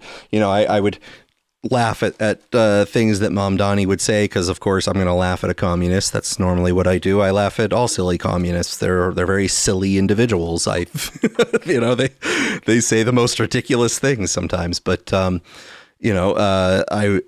communists getting elected somewhere is not surprising to me, and it doesn't necessarily scare me, because even if it ruins the place where they got elected, I don't live there, so I really don't have much I'm gonna say on it. That's sort of not my problem, because I didn't vote for the guy. But these situations where people get caught up in really being against a particular candidate and they follow the rhetoric that the opposition to that candidate has, and then in situations like this, particularly with Trump, because he does it all the freaking time, sort of changes his tune after the election is over and just stops being as combative. Like he goes into campaign mode where his rhetoric is high. Like, he could even be likely to say that if Mamdani gets elected, a nuke is going to wind up blowing up New York or something like that. And then after the election going, it's going to be fine. People who get caught up in that leading into the election, they get all their passions a flurry, and then they feel like the rug is pulled out from them, and they don't understand the situation where it's one day you're hoping for a nuke, and the next day like nothing, right? Right. Yeah. Get all worked up, and then nothing. I don't know, man. Like I feel even like dirty talking about this story. It's like it's intended to get people talking. I did not look into it, I'm happy to say. But I don't know, if you thought that Mamdani was like a jihadi or whatever, you're a moron. I don't know. I don't know what to say. I'm sorry. Well, I think the part that I enjoyed, the part that I enjoyed is that when Mamdani's asked if he still considers Trump a fascist, and Trump just goes, it's fine, just say yes. Who cares? None of this matters. Like, there's a pleasant part to that, but also like a horribly cynical part. Like, why do we even bother with all this rhetoric if none of it matters? Like, why? Look, I mean, I remember him on Joe Rogan one time, Trump, kind of talking about somebody, I don't even remember who, and he was like, and then we had this fight, and then he had like he was trying to get elected, so he had to go negative, and I said, you don't have to go negative. Like, this is the level of abstraction they're thinking about it. You see what I mean? Like, oh, this guy's going negative, I'm going to go positive, I'm going to go double negative. Right. Like, right. These are just moves on the chessboard. It's just like, media strategy, basically. Like, right. Like they don't mean it, guys. Right. Seriously. Right. And that's why I don't particularly get myself caught up in any of these things, and I just let whatever happens and mock it from the side, because I will always be given things to mock. I will have an infinite supply of things to mock. Just to take this a completely different direction. I frequently wonder if, the tale of world history can be told from the point of view of like some completely different characteristics than what we're thinking about. Let's say like energy, technological progress, and I don't know, the invention of religion or something. Like, just like the things that matter are not the things we're looking at, and the things we're looking at are not the things that matter. We're commenting on some soap opera that has nothing to do with anything, because at the end of the day, when push comes to shove, there's factors that are ongoing that settle the situation that aren't related to who's in power. So what does it matter? I'm not saying this is true, but I'm just saying, like, you could totally imagine that, like, the stuff we're talking about all the time has little to nothing to do with the stuff that actually moves the big events in our lives. Like, right. For example, like, just to give you a sense, like a similar idea is, like, you know, there's these effective altruists, right, that try to find the most effective cause to, like, help the world, you know, avoid risk, whatever, save lives. Well, the most effective cause in 2017 would have been to stop gain of function research, except nobody knew anything about it going on or what they were doing. So, you know, that sort of thing. You know, somewhere in some lab, something is, you know, being worked on that, you know, has nothing to do with Mamdani or Trump, that, you know, will dominate the 2030s. And this is just, you know, elevator music until then. Well, this next story, Alex, you might have some thoughts or individual insight on that I might not be in possession of, because this story is sort of in your normal news consumption domain. Bloomberg, secret U.S.-Russia talks led to peace plan that blindsided Ukraine. The controversial 28-point plan dropped suddenly by the Trump administration to Ukraine as a take-it-or-leave-it proposition mere days ago was mostly the result of several weeks of negotiations behind the scenes between Steve Witkoff and his Russian counterpart Kirill Dmitriev that excluded not only Ukraine and its allies, but even some key U.S. officials. Faced with a Thanksgiving holiday deadline, European officials are racing to buy Ukrainian President Volodymyr Zelensky more time with their own counter-proposal on how to end the war that will be presented to U.S. officials on Sunday in Switzerland. This reconstruction on how the ultimatum came about and who was really behind it is based on conversations with several people familiar with the deliberations who spoke on condition of anonymity to discuss delicate negotiations. For Europeans, the alarm went off when a new player was introduced to the scene, U.S. Army Secretary Dan Driscoll, a close friend of J.D. Vance going back to their days at Yale Law School. It was he who told the ambassadors and Ukraine officials in an urgent tone that U.S. President Donald Trump had run out of patience, that Ukraine was in a bad position, and that Kiev had to agree to concede territory. The fact that it was a figure close to the vice president tasked to push the plan during a trip to Kiev this past week was telling. It was a weighty assignment typically undertaken by high-level diplomats like Secretary of State Marco Rubio or other foreign diplomats. Vance and Rubio had different takes on how the war should end, with Vance taking a more isolationist bent and Rubio much warier of being manipulated by Russia. Before European leaders and Zelensky jumped into action, they needed to try and understand who was most responsible for the framework. They had been entirely shut out, and it wasn't clear who had the most influence with Trump on the issue. As Polish Prime Minister Donald Tusk quipped pointedly on X, "Before we start our work, it would be good to know for sure who is the author of the plan and where it was created." The picture that emerged was that Witkoff and Dmitriev forged the plan during an October meeting in Miami that included Jared Kushner, Trump's son-in-law, who worked with Witkoff on the Israel-Gaza peace deal, according to people familiar with the matter. Rubio hadn't been fully looped in until late. Trump also found out about it at the last minute, but he blessed it once he was briefed. A deal would give him a win as he faces a Democratic political slump, with Democrats shellacking his party in early November elections, raising the possibility of painful midterm election results next year. A previously pliant Republican-led Congress also bucking his wishes to the release of files related to a disgraced financier Jeffrey Epstein, with whom Trump once had a relationship before they fell out. In addition, the U.S. president has taken an increasingly aggressive posture in the Caribbean and is weighing a possible strike against Venezuela. Meanwhile, Zelensky is battling a corruption scandal that threatens to engulf his powerful chief of staff, Andriy Yermak. So he is feeling the heat too back home. For Trump, what matters is getting a deal, not the fine print. But for Ukrainians, the devil is in the details. Their fears that Russia has drafted large swaths of the document, unbeknownst to them, were proven right. The document still bears all the hallmarks of a direct translation from Russian with oddly formulated sentences. The measures would force Ukraine to cede large chunks of land, reduce the size of its military, and forbid it from ever joining NATO. Their plan would also reestablish economic ties between Russia and the U.S., the world's largest economy. To try to correct course, Ukraine and its European allies will insist that discussions with Russia on any territorial swaps can only take place once the war ceases along the current line of contact. They also want a security agreement that mirrors NATO's Article 5 Mutual Defense Clause, among other measures. Efforts to find a resolution have gone through operatic shifts and spurts since Trump returned to the White House in January, when he pledged to stop the fighting in a matter of days.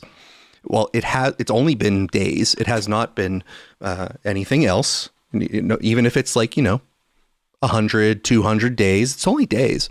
The current episode is no less dramatic than previous ones that saw Zelensky upbraided by Vance and Trump in an Oval Office meeting. Back then, European leaders rushed to the White House following a hastily staged summit with Trump and Russia President Vladimir Putin in Alaska in August. Their suspicion was that Putin had a strange hold on Trump. The sly smile the Russian president flashed in the back seat of the Beast car did little to put them at ease. He has that photo of Trump blowing Bubba. I bet you, Alex. When Trump suddenly declared in October he was up for a second summit with Putin, this time in Budapest, it felt like a replay of the summer. However, this time the Europeans were grateful to have Rubio in their corner. The meeting was canceled after a U.S. top official had a call with his Russian counterpart and realized the Russians hadn't budged on their asks. What they didn't know was that in the background, Witkoff was putting together what came to be a 28-point plan. They believed Rubio had displaced the special envoy and real estate mogul as the key U.S. interlocutor in Ukraine. U.S. Senator Mike Rounds, a South Dakota Republican, said that Rubio, while en route to Geneva, told him and the U.S. Senator Jeanine Shaheen, a Democrat from New Hampshire, that the 28-point plan is a Russian proposal and that it is, quote, not our recommendation, it's not our peace plan. Rubio later wrote on X that the peace proposal was authorized by the U.S. and that it offers a strong framework for negotiations, but his choice of words was careful. Quote, it is based on input from the Russian side, but it is also based on previous and ongoing input from Ukraine. Alex, do you have any thoughts on this particular story and where we are with Russia and Ukraine? So, first of all, I've attached a chart to the space that should give you a good sense of what is actually happening on the ground, because it's all well and good to talk about in the abstract, but as I sort of mentioned a couple of weeks back, things are starting to snowball for Ukraine. Like there's several cities that are being taken now that, you know, it used to take months for a city to be taken, and now it's like sort of they're falling over faster and faster. And I think that's driven some panic in the West, and this is why you're seeing what you're seeing. Now, here's the story as I know it from the sources that I follow, and you know, I'm not like a primary researcher on this, so you know, if you ask me like, you know, how do you know X, I would have to go and look, but I don't know, I have it on pretty good authority. Let's put it that way. What happened is this: Witkoff, before the Alaska summit, went to Putin and presented him with a particular offer from the U.S. The conversation in Alaska was effectively Putin reading the proposal that the Americans sent that says, in the presence of Trump, because he wanted to hear from him. Is this part of the deal? Yes. Is this part of the deal? Yes. Is this also like as I was told? Yes. And this too? Yes. Right. So they went through all the points, and on that basis, Putin said, "Look, this is not everything we wanted, but I'm willing to talk on this basis." Okay. And at that point, Trump said, "Oh, I got to talk to my allies, and I'll tell you." So I don't know if you're following here. This is an offer that the U.S. has made. That Russia says, "Okay, fine, let's start working on this," and then the U.S. is like, "Well, let me just check on my partners over there to see if we can pull this off." And then basically, he spoke to the prime ministers from Europe and to Zelensky, and they basically ghosted. The Russians were like, "Hey, we're waiting for an answer. Hello," and there was just basically nothing. Then there was the whole phone call for a meeting in Budapest, which was basically Trump's approach to sort of get back into the conversation. Like he said basically like, "Oh yeah, we have an answer. I can give it to you in person. Let's meet in Budapest," whatever. And then he canceled that one. In the meantime, sort of following very aggressive sort of sanctions against oil installations in various countries that are Russian or Russian linked, and then also giving exemptions to various countries like Germany from those sanctions. It's very complicated. Anyway, so in the meantime, the Russians are just making a lot more progress on the ground, just stay stable. And at this point, I think it's beginning to dawn in the White House that whatever they're being told about Ukraine being able to win, just if we support them long enough, we have hard enough sanctions, it's not a thing. So this effectively is a rejuvenation of some of the ideas they talked about in Alaska, but is also a downbid. It's less than that. And the Russians have signaled that, let us see what you got, and like, sure, we're always willing to talk about anything, but basically that they would reject it. Okay, that this is not a deal they're willing to work with.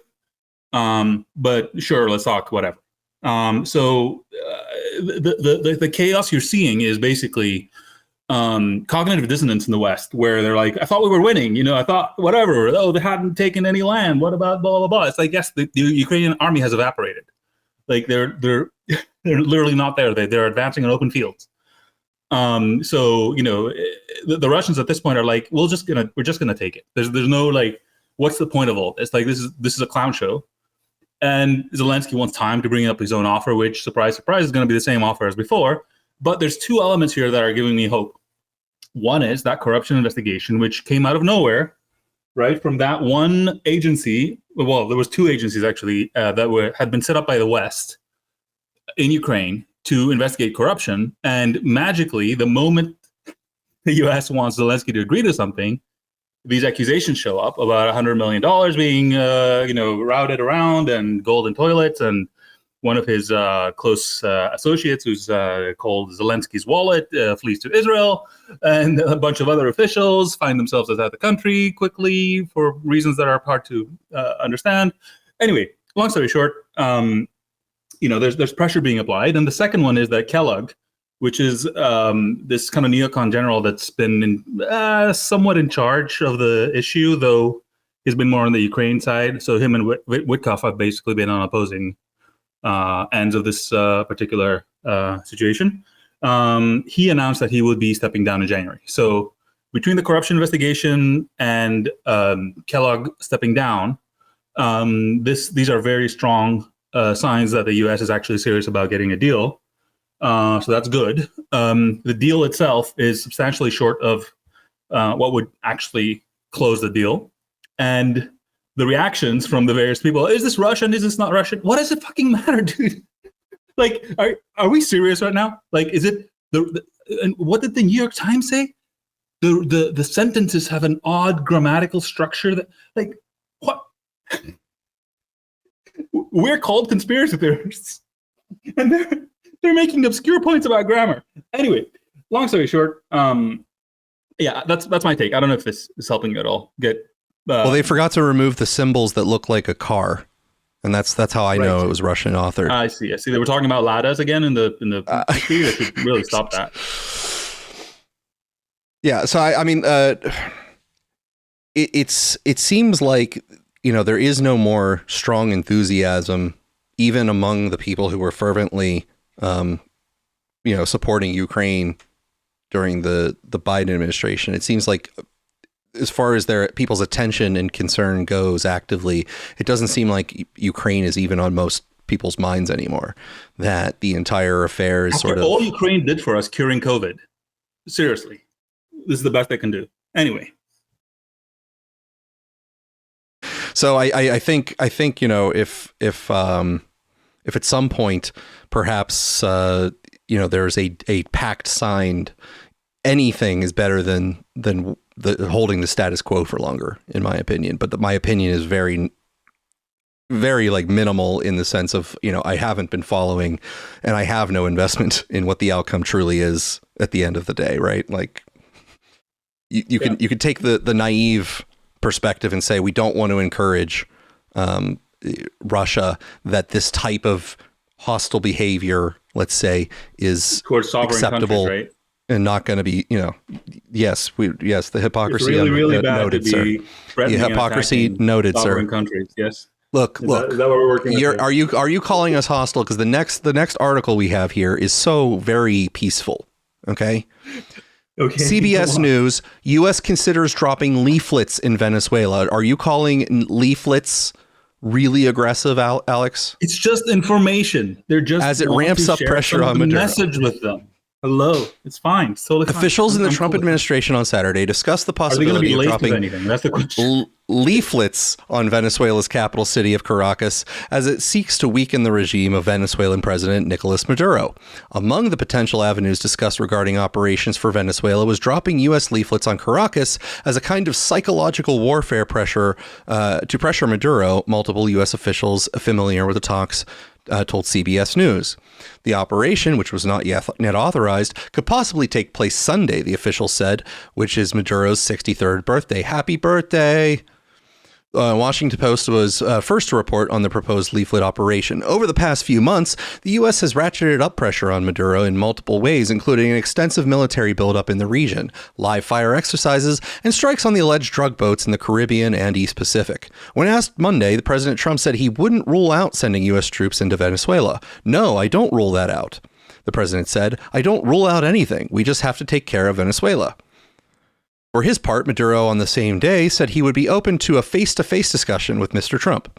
Last month, Mr. Trump also confirmed that he had authorized the CIA to go into Venezuela and conduct covert operations. They're not very covert if you announce them. The Pentagon has conducted... Well, they don't know what they are, though. I guess, yeah. And one of the operations was to announce that they're happening. So okay. Make All right. Maduro have a taster for his food or whatever. I think if I were Trump and I wanted to play that 5D chess that he's always playing, that I would announce that I've authorized covert operations and actually do no covert operations, so that we just like watch them execute people and accuse them of being CIA spies or working with the CIA for no reason. That is the Doge version of intelligence operations. Here you go. The Pentagon has conducted at least 21 strikes since early September, killing at least 80 people. The Defense Secretary Pete Hegseth has said the strikes were designed to target cartels and drug traffickers, although it has not provided evidence that the vessels struck so far were carrying drugs.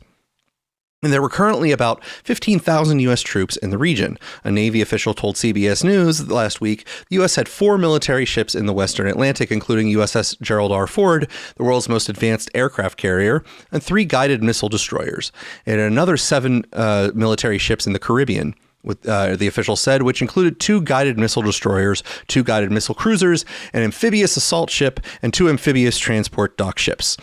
There were also several dozen U.S. fighter jets stationed in Puerto Rico. Maduro, who had led Venezuela since 2013, faced an international outcry when he declared victory in Venezuela's presidential elections in July 2024, despite results showing he had lost by a margin to the opposition candidate. The U.S. is one of several nations that does not recognize him as Venezuela's president. The Trump administration had accused him of operating a cartel that funnels drugs into the U.S. and has offered a $50 million reward for information leading to his arrest. Now, Alex, previously, you had said that if we were actually going to do a military engagement with Venezuela, that it would happen before the end of the year. Do you still have that sort of sense? I think I said I was expecting a strike by the end of the year. This is making it look a little bit less likely, though I will say that the U.S. likes to withdraw from one conflict before it enters the next. So this sudden rush to leave Ukraine could have an alternative explanation. I don't know. Is that a new trend that you're noticing? Because I've never really noticed that trend. How long between Afghanistan and Ukraine? Wait. So there's been Iraq, there's been Syria, there's Afghanistan, there's Ukraine. Like what are you considering? Like leaving only one place out of the 7 that we are in? Like at any given time. Afghanistan was a big one, right? It was a big operation. All right. And it was sort of abandoned to the wolves, so to speak, just a few months before the Ukraine thing took off. So I don't know. My sense is that they could say that they're the world's greatest military of all time and they can fight literally every single country at the same time. But in practice, they do understand. They're not morons. They do understand that they have bandwidth limits. And a carrier can be only in so many seas at once. And that they need to settle one thing before they move on to the next one. So that could be a pattern. I'm not saying it is, but if it happens, I won't be shocked. Like if you see them hastily retreating from Ukraine and then going after Venezuela. So they might need time to do that. Is it still your sense though that if it's going to happen, it happens by the end of the year, or do you think that now the timeline? I don't think I said that. I said I think it would happen, and I said that I would put I thought it would happen imminently, as in this year. Okay, all right. I'm not saying that if it doesn't happen this year, it's not going to happen at all. That's a different. Okay.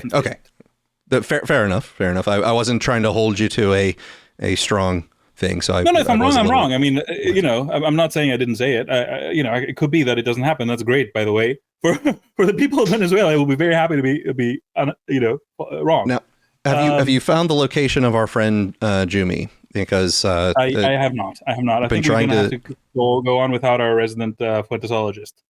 Okay, so Alex, you sent me a task of procuring a clip from a piece that Jumi had done, where she had spent some amount of time listening to Nicholas Fuentes because I think she's masochistic in some way, a curious masochist maybe, and this was a segment in which she articulated a disagreement with Nick Fuentes on his take when it comes to medical practices and listening to the science. Is that correct? Is that the right lead up for this?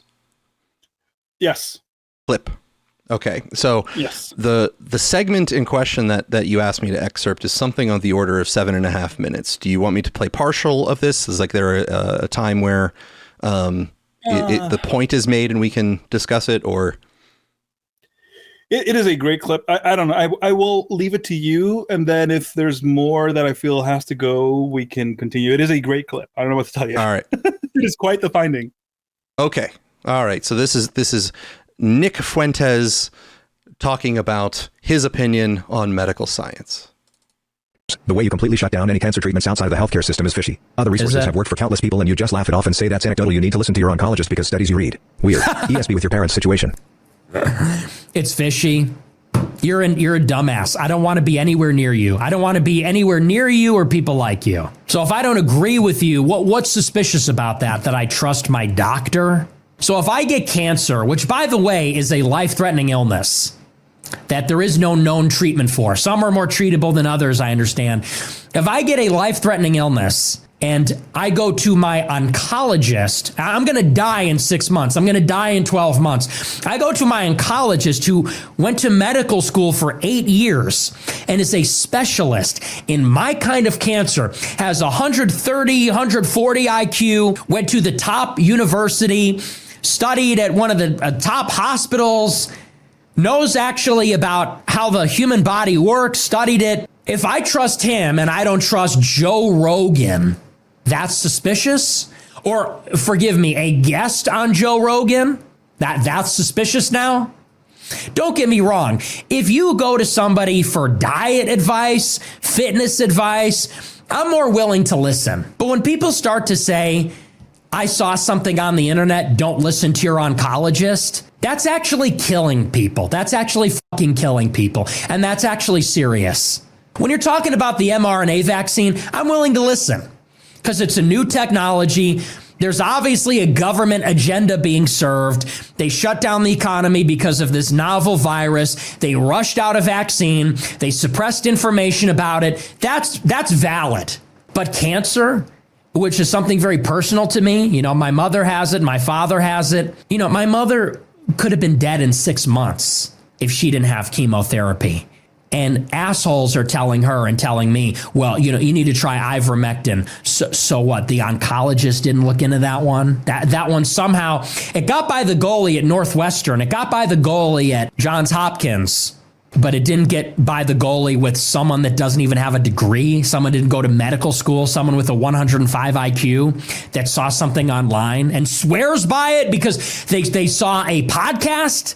We have to be honest. The anti-intellectual stuff has gone way too far. There's all the difference in the world between saying we're not going to automatically trust the experts and saying we will automatically trust people that have no expertise and automatically distrust people that have expertise. Clearly, that's wrong. My mom hears this shit on the internet and she asks her oncologist, what do you think about ivermectin? And her oncologist, who is one of the specialist top experts in the field, laughs in her face. And my mom says, well, I don't know. People say on Twitter, that's like something that would kill her. So, you're killing people. That's just reckless and fucking stupid.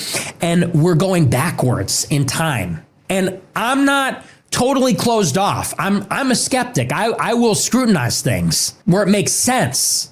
But then people start to say, I discovered a miracle drug that cures cancer. You just buy these pills and take them and it cures. It's like, okay, so what? Every person that died from cancer just wasn't put onto that? I know people that have died from cancer and they were on ivermectin. They were on all that stupid shit. People have lost the plot. It's sad what has happened to this country. It's sad because the institutions lost their credibility and now people are just mind fucked. This is like the fallacy of the masses. So all of these people that know better than the doctors, okay, the doctors that went to medical school, that studied chemistry, biochemistry, biology, anatomy, all of these doctors that went to medical school for 10 years and did a residency and saw patients and have a practice and have done surgery. And okay, all these 100 IQ people that have done none of that, don't know anything about biology, don't know anything about, they've never practiced medicine, haven't gone to school for it. It's all these 100 IQ people that have figured out science and are morally superior. It's all these 100 IQ people that figured it out through online research. All right. I think he gets a little bit repetitious at that point there, sir. Now, he talks about how many people around him have cancer, and I'm wondering if he's realized that he's the common denominator in that situation or not. I certainly hope his mother, comes out fine. I don't wish her any ill will, but it's she seems to be spawning neoplasms. I don't know. I was just, my jaw dropped when I watched this thing from Jumi. By the way, everybody, just go to Jumi's channel, subscribe. I have linked and shared her. Yes.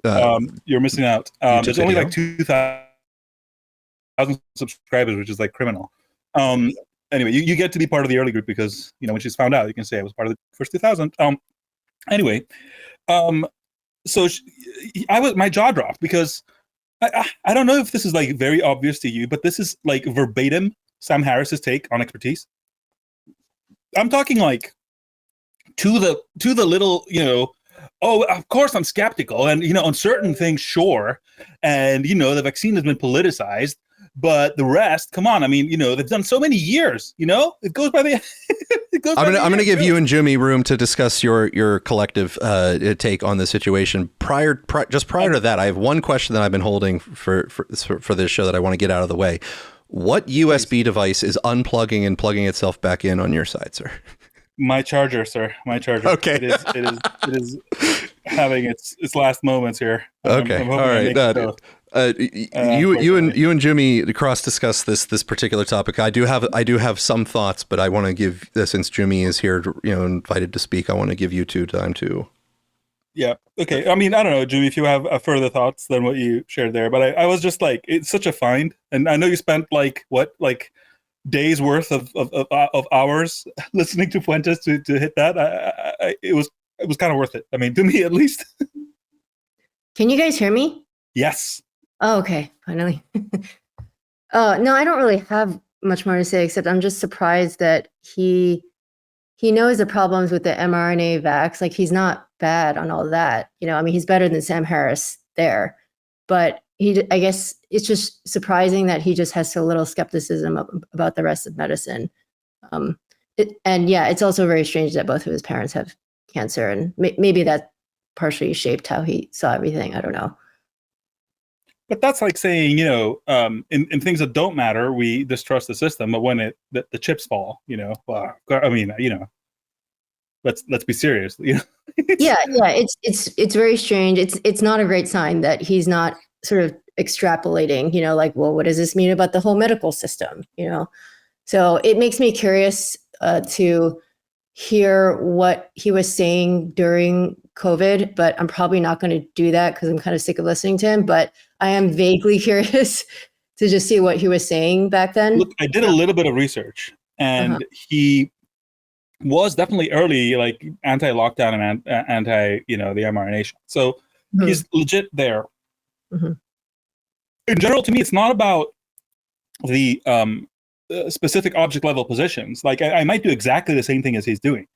The thing is the framework is wrapping around it, where it's like the IQ points, which is like a whole other conversation that we need to get into at some point, of the people, the years, and how much an MRI machine costs, and they missed it at Johns Hopkins. Is that how you think it works? Like they spot it, and if they spot it, they'll tell everybody because they're interested in saving your life.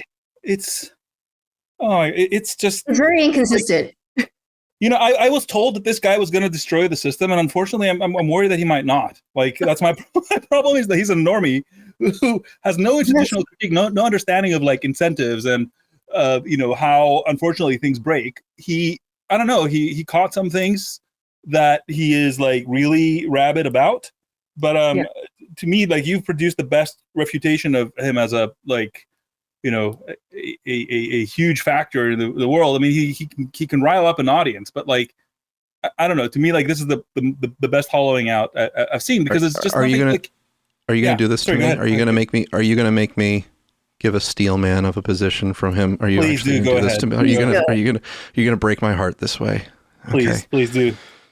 Okay. Well, so there's several layers, and I'm going to start off with something that's not a steel man of his position. It's much more towards what the position that you would know me to take and hold. And I'm going to read this. It's a quote. I'm going to share the PDF of the paper. But it's, of course, on p-values, which everyone who knows me knows is one of my pet peeves in life, the existence and the understanding of p-values. But this is just one excerpt from this study that I will, or a paper that I will read, because it addresses, it's not a steel man of Fuentes's position here, but it's in line with you, Alex and Jumi, on what you're saying, and it addresses the idea that high IQ people who are in these positions really have any fucking idea what they're talking about. So the little paragraph from this article is a true story. We are among those fortunate biostatisticians who regularly interact with scientifically sophisticated research surgeons. So when one of them makes a statistical misstatement, we assume that many other clinicians would make the same mistake and consider it an opportunity for educational effort. Recently, it happened again. On a conference call in which we participated, one of our senior surgeons was discussing a statistical test of significance that resulted in a p-value of 0.08, and he commented that, quote, "It is not significant, but still there is only an 8% chance of the null hypothesis being true." The vice president for medical science of a large pharmaceutical company to whom he was talking agreed. A p-value is not the probability of the null hypothesis being true, although many other clinicians apparently believe this interpretation. The p-value is not nearly that informative. And of course, the article goes on to explain those points more fully. But that being my pet peeve serves to make my point that no, they might be incredibly intelligent individuals, but that does not mean that the things that they are saying are considered. They are not truly, let's say, mathematically or statistically informed particularly, and that they are rampantly prone to groupthink and making the very same mistakes whenever they all get together in a room, because almost none of them want to be the odd duck out and go against the grain. So no one wants to lecture an entire room full of people who agree with that statement that no, it's wrong. I will never get tired of saying that the American Statistical Association has been begging on its knees the medical world to stop doing this for years. Can you, like, so if we're talking in Fuentes terms, the 160 IQ people are coming in, and I'm telling the 140 IQ people to stop the shit, the p-values, and it's not going anywhere. They don't care. They don't give a shit. It works. Whatever. Who cares? So that's where we are right now. Okay, it's not about Joe Rogan. Okay, it is about the fact that things are so unbelievably broken. I'm not saying, take whatever a tweet told you. That's bad also, but we know that's bad. The problem is that the things that are supposed to be good are also bad too, and you're stuck in a very bad place. And he has no clue, no idea. In fact, he is militant against the idea that maybe the experts, don't know what they're talking about, except, of course, when they disagree with him. This is what I'm talking about, that this is the Sam Harris take, verbatim, which is trust the experts, except where they disagree with me, which is these fields that have no particular reason to be specially bad, by the way, as opposed to all the other fields, because they're all bad. But you happen to have looked into this one thing, and therefore you have strong opinions here. But somehow it has not occurred to you that this is not a problem with this specific thing that you've looked into. This is a problem how we accumulate knowledge as a species right now. So yeah, I don't know. It's wild to me, and I don't know. I thought like we would avoid the Fuentes topic, but this is such a great find, and we get to come out the other side of saying like this is not a revolutionary. He really just does not understand the problem. You think Nick Fuentes is a radical? Well, listen to us. That's right. Let me tell you about p-values. The p question.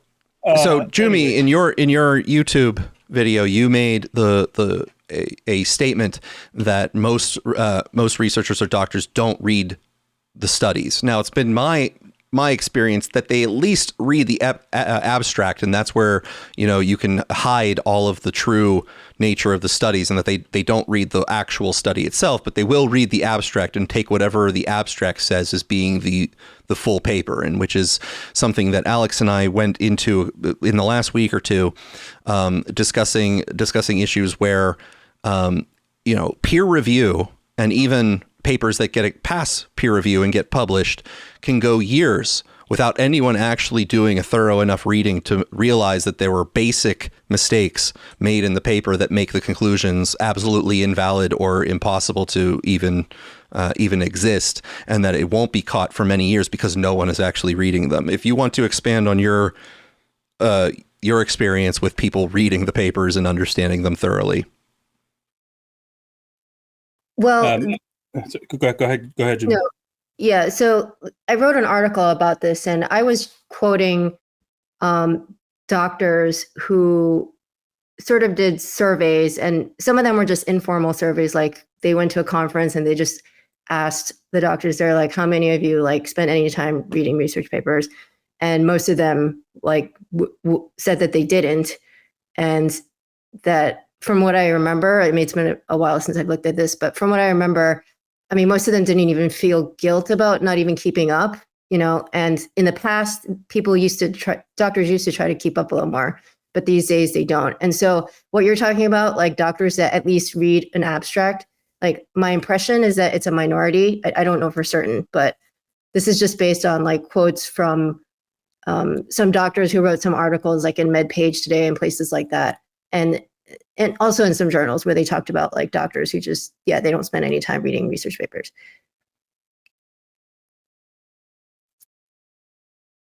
And Alex, and what you would were be saying? The point? It's not like they're going to, like you read a paper and it said something, right? Like, what are you going to do with it? There might be another paper that says the opposite because the whole system is so broken. I think it's just learned helplessness at this point. Yeah, but the point is that like, it's so bad that they don't even like look at them at all, right? I mean, yes, if they were only reading like one or two a month even, like that's not even really that useful, but the point is that I think a lot of them just don't even really look at them at all. I mean, I don't even blame them. They're often burnt out and they have to deal with all kinds of administrative things and things like that. Like I don't expect them to be researchers exactly, but it's just the problem is that people think that the doctors are, that they know about the research and about the biology of like what they're, the drugs they're giving out, you know what I mean? Well, now I guess I will have to do the part that I am loath to do, which is the steel man here, because I hate to pivot off of a steel man from Nicholas Fuentes' rants, but in a steel man position of him, from a advice receiving standpoint, if I am a person who is considering medical options for myself or my loved ones, and someone comes to me and starts telling me, let's say I should take ivermectin or methylene blue, and my opinion of the average person who is giving me this information is low. Some of the statements that he was making are fairly appropriate in my opinion, because it is, if I am already doing my own consideration of things and I have listened to doctors I have spoken to directly and evaluated their statements and possibly read material that they are claiming to support the statements they are making, then I have already come to my own conclusions, in which case, since there is a large number of people with whom the value of their information is less, they have the ability to still have confidence when they speak, and that is extremely obnoxious, and communicating to them that their opinion does not hold value to me would serve as a useful way of making them stop giving their opinion to me. So that's one steel man. In the super chat of your program where you ask people to send you questions, right? Right, because, well, I mean, listen, part of their little masochistic endeavor is to pay him money so that he can yell at them, right? Right. So, well, that's the thing, right? And this is really why I recommend everybody to watch Jumi's thing on Fuentes, even though it's like 2.5 hours. She really gives him the benefit of the doubt, and she goes like really, really deep. And unfortunately, you know, there are the places where he says just ridiculous things, and there's other places where he says like, unless I'm saying something like obviously like joking, I'm serious.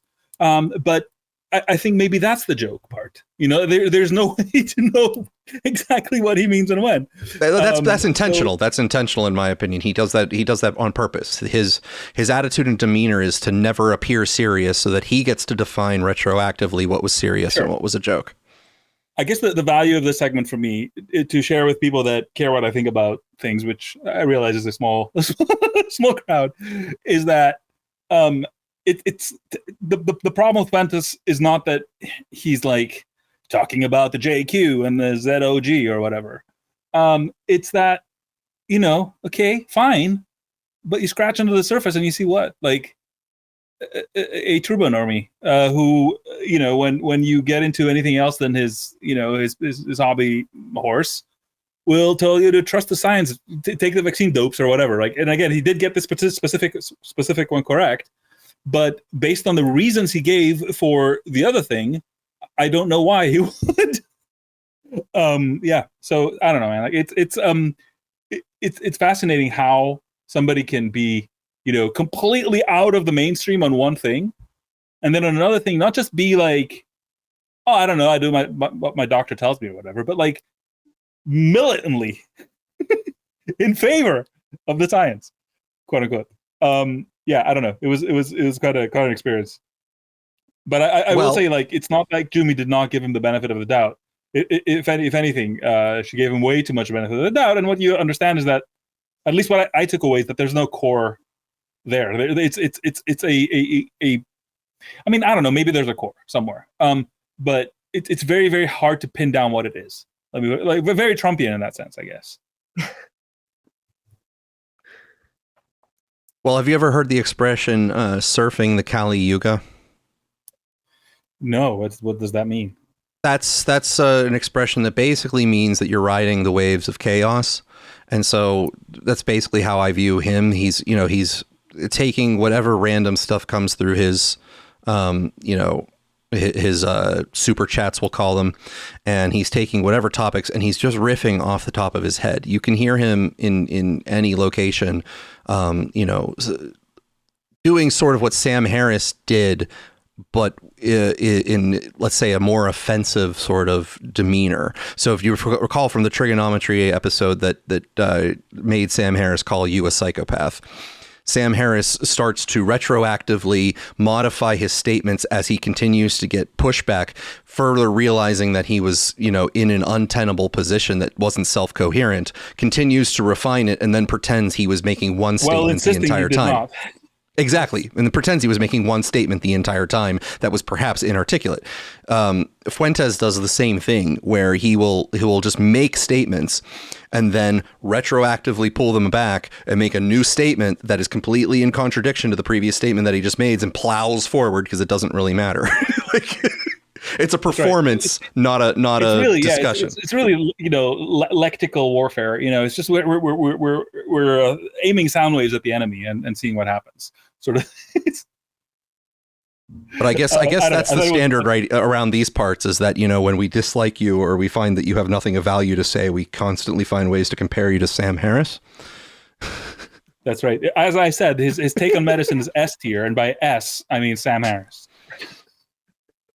But yeah, and I do have a nice little Sam Harris treat that is not a Sam Harris clip for you, though, Alex. So if we are tailing, closing the end on this. Before we move on, I want to ask Jumi if she now has become a groupette and she's continuing to consume the content. A groupette? Groupette? I don't know. Please don't call me that. Absolutely not. Is it a groupette or a groupess? Groupie? Well, I mean, that would be a collective version of that would be a unisex. We will work that out in the next group. episode of this dumb week. I feel like we've hit our limits. Let's move on. Well, we're gonna transition to the end here for some traces of AI dystopia. Okay, we're probably gonna have to split this into next week too. Don't want to? Thank you. Okay. We're gonna split this in probably to continue next week, because we're gonna run over on time here, and I don't want to keep us all too late. But there are some definite fun AI dystopia stories to start off with. This one is about a toy recall. This morning, new warnings about toys that contain AI chatbots. This might look like a cute plush doll, but sales of Kuma Teddy have now been suspended after researchers found the bear openly discussed sexually explicit and dangerous content with kids, including how to light a match. Hold the matchbox with one hand. When prompted, the bear also telling them where to find a variety of potentially dangerous objects, including knives, pills, matches, and plastic bags. The bear, which sold for $99 online, integrates OpenAI's chatbot. We just have no idea what these AI toys are going to do to a child's development and to their mental health. And so unless you want your child to be part of this experiment, we recommend that you avoid AI toys for now. It comes as lawmakers grapple with how to regulate the AI industry. The website Politico reports the White House is now planning an executive order aimed at blocking states from issuing their own regulations to prevent a patchwork of state rules that could hamper innovation. Congress has also considered a similar action. One state lawmaker in Pennsylvania outraged, saying Washington is again attacking state sovereignty. Meanwhile, on Wall Street, you're seeing an exponential growth of adoption and use of AI, and the number of applications that are going to be using these AI is also growing. Stocks higher overnight after AI chipmaker NVIDIA exceeded expectations, reporting a stunning 65% jump in quarterly profits over last year, appearing to calm investors' fears of a so-called AI bubble bursting. So that was the story of the recall of Teddy Fuxpin. Right. Yes. Now, may I ask, Gator, how do you find these, and is AI involved in your process? So I've been training various Reels-based algorithms, whether it be Instagram, TikTok, whatnot, to sort of give me interesting news stories as I pay attention to them. But unfortunately, what I find interesting is absolutely a chaotic mess. So I get enough of these stories to help me procure them, but then I also get a lot of nonsense too that my mind also. So what you're likes. saying is that the traces of AI dystopia is itself a trace of AI dystopia. Yes. Would that be fair? Okay, yes. Excellent. I am fascinated. I find this very entertaining. I got to tell you, like, this is not chaotic at all. There's a very specific signature behind it that I find very amusing. Now, if we were saying, well, look, okay, there's ways of taking, solving these problems so that we can avoid dystopia. I'm here to tell you that don't worry. Bernie Sanders is on the case to promote ways of making it worse. I was just wondering, have you seen the movie WALL-E? Because I feel like, as you've been saying with AI and all the potential benefits, why does it not make sense for us to invest all of our money, all of our time into developing really, really powerful super AIs so that they can just take care of all of our problems? And in the future, we don't have to worry about things like working and jobs. Okay, let me answer that. If we had a political system that was run for the benefit of the people, that's exactly what we should do. We should have very powerful AI that does everything for us. We should be very careful to design it so it cares more about us than it does about itself. Do you think that is what Mr. Musk and Mr. Bezos have in mind? Do you think that's why they're spending hundreds of billions of dollars to say, hey, isn't this great? We can lower the work week. We can guarantee healthcare, high quality healthcare to everybody. We can expand life expectancy. We can solve global warming. Man, let's go do it. That's what we want to do. Do you think that's what these guys have in mind? Probably not. Probably not.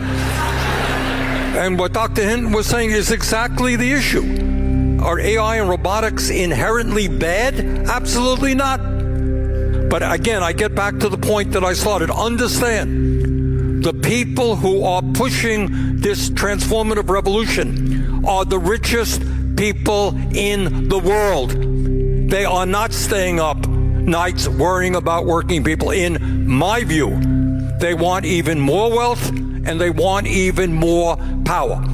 So the struggle is not whether AI is good or bad, it's who controls it and who benefits from it.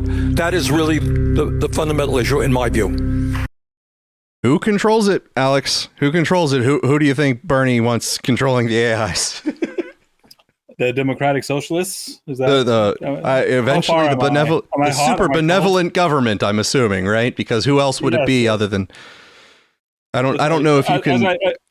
I've written before that the sort of the doomer safetyist contingent does not believe that we can control superintelligence, so they want to assign it to a super agency to control. That's their very smart take, and it is wild to me that this is his form of argumentation. Is, do you really think? Like, so that was his argument, very slowly and repetitively.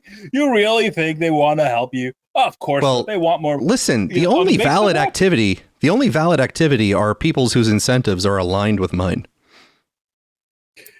I mean, how between Bernie and Musk, like, who has increased human longevity more? Not for himself, mind you. I think Bernie is doing okay in that regard. But for others, So this is the part we're going to move on to split that we're going to split into next week. We'll start off next week with the rest of this. But 60 Minutes last Sunday, after we did our show, had a nice long segment covering Anthropic.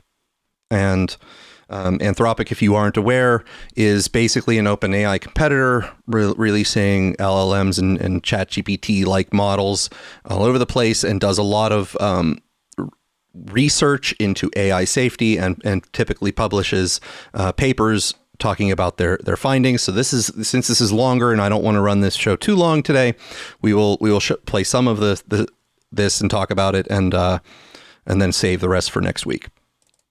But the more autonomous or capable artificial intelligence becomes, the more Amade says there is to be concerned about. One of the things that's been powerful in a positive way about the models is their ability to kind of act on their own.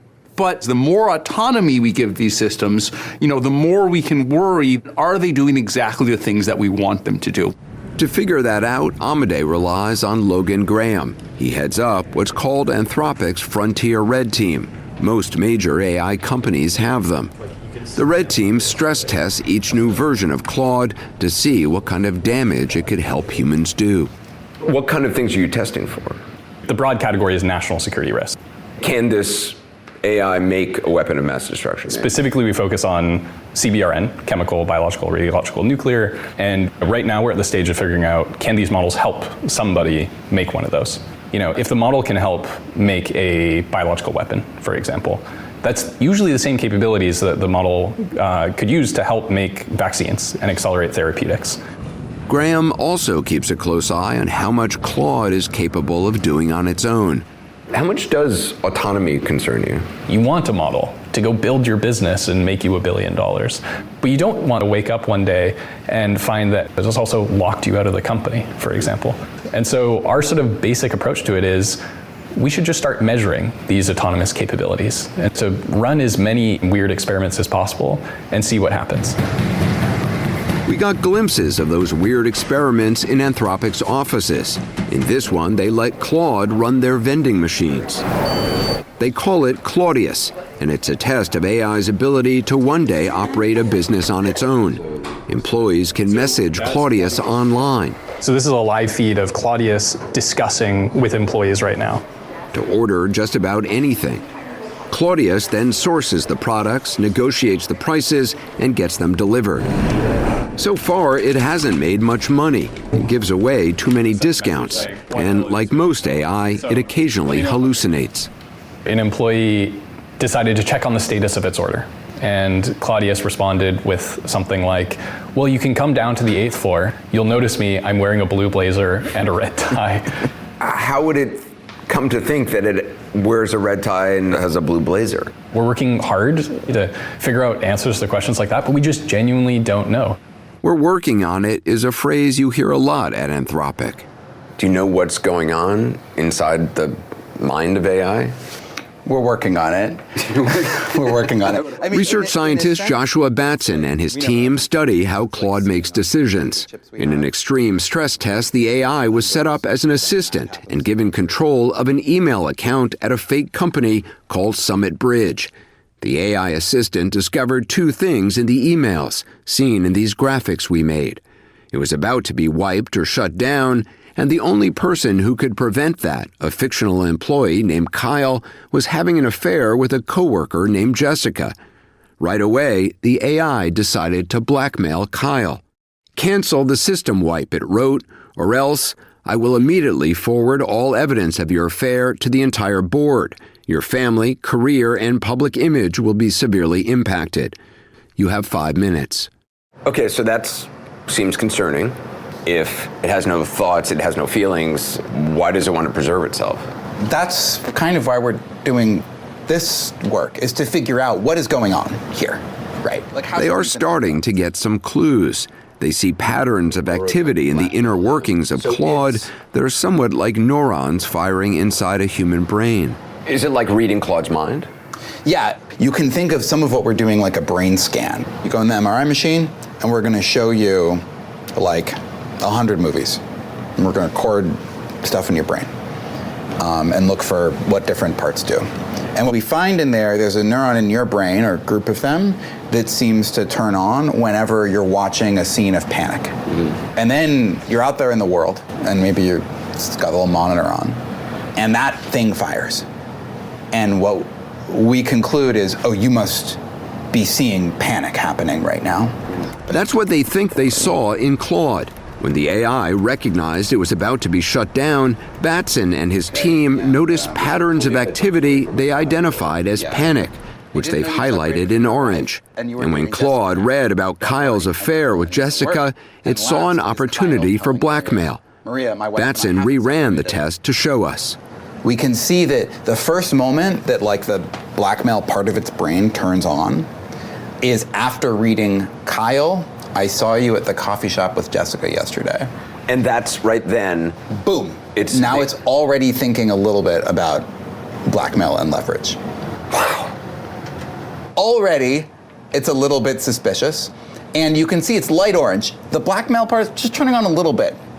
When we get to Kyle saying, please keep what you saw private, now it's on more. When he says, I'm begging you, it's like, this is a blackmail scenario. This is leverage.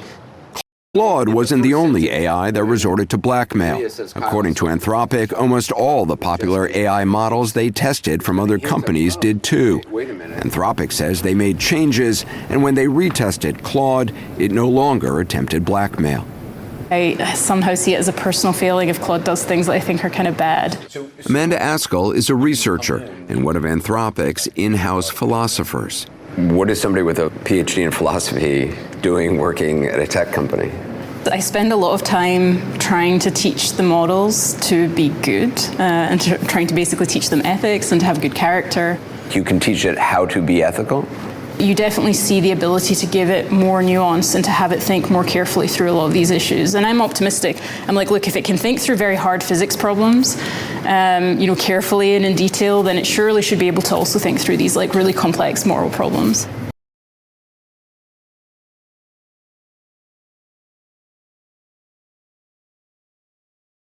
Gator, can I tell you some things about the study, or I will tell you quickly if we have a minute, and then we can continue next week. Have we lost the Gator? Oh, there you go. I have to unmute myself. Yeah, sure. Go ahead. I have one more thing to round out the show with. Okay, go ahead. Cool. So basically, this paper I've attached a counter thread to the space for you to look at from Neerit, who does a great job going after these people.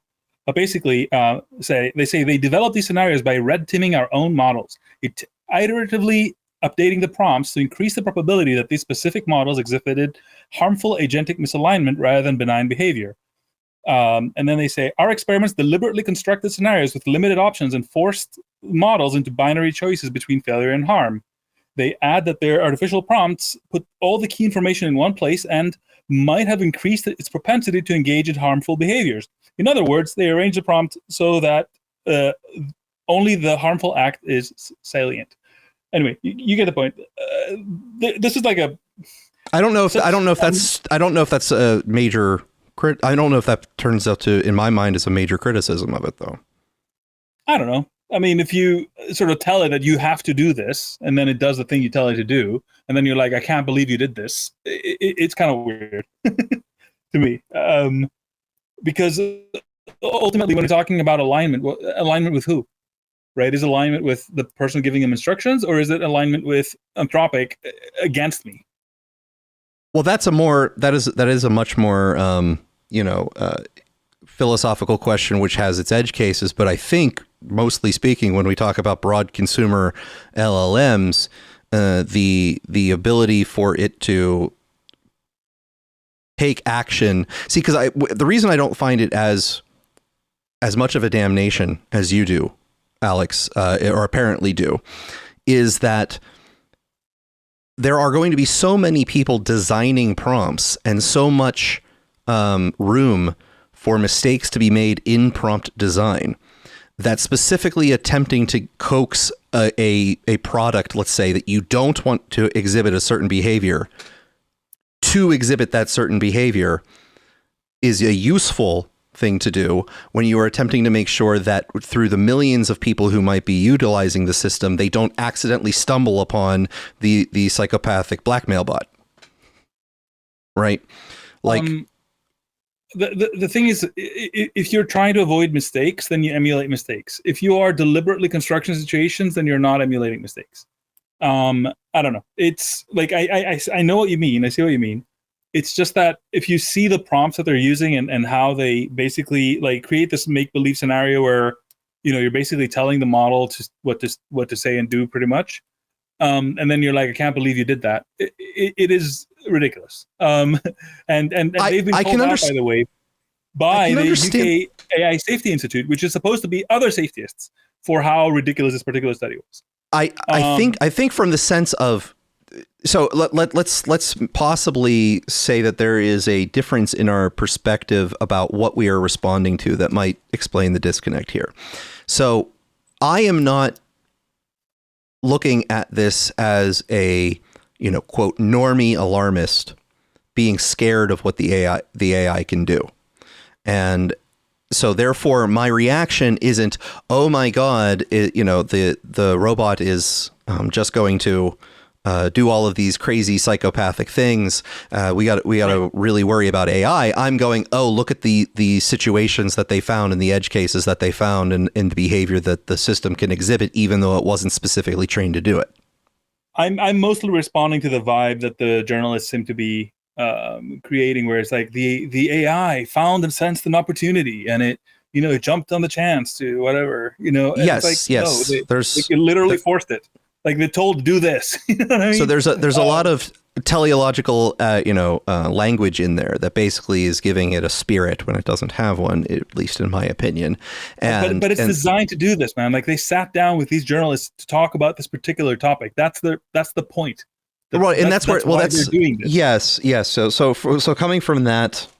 So coming from the presentation is sensationalistic, and people might walk away with more alarm than they should. I will certainly cede that point to you. And the point is that, for people that wonder, why they would do such a thing, the whole game that is being played right now is whether the government is going to sort of, give them free rein, or whether there's going to be some legal framework such that very few companies are going to be able to comply with to continue developing these models, and everybody else is going to be locked out, right? That's really what's at stake here. Because of course, if it's really if this is like nuclear weapons, bioterror, whatever it is that we're talking about, narcoterrorism, well, clearly we can't just let anybody do this AI research stuff. You have to be one of the few that has passed all the certifications and is current with all your certain board. Yes, we've definitely mentioned many times in the past that one of the things that I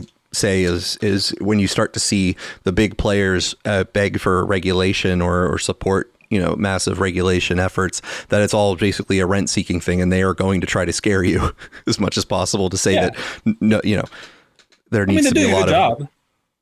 I'm not. I mean, listen. I do the 8 Traces of AI dystopia just to sort of make sure that I'm not riding the hype train and not ignoring all the possible downsides. Plus, I'll tell you what scared me this week. I listened to Provoked, which is Daryl Cooper and Scott Horton talking about stuff, usually war or Gaza or Ukraine or I don't know, like Epstein, whatever, right? And this week they were like, is AI going to kill us, right? And they were basically just repeating this stuff.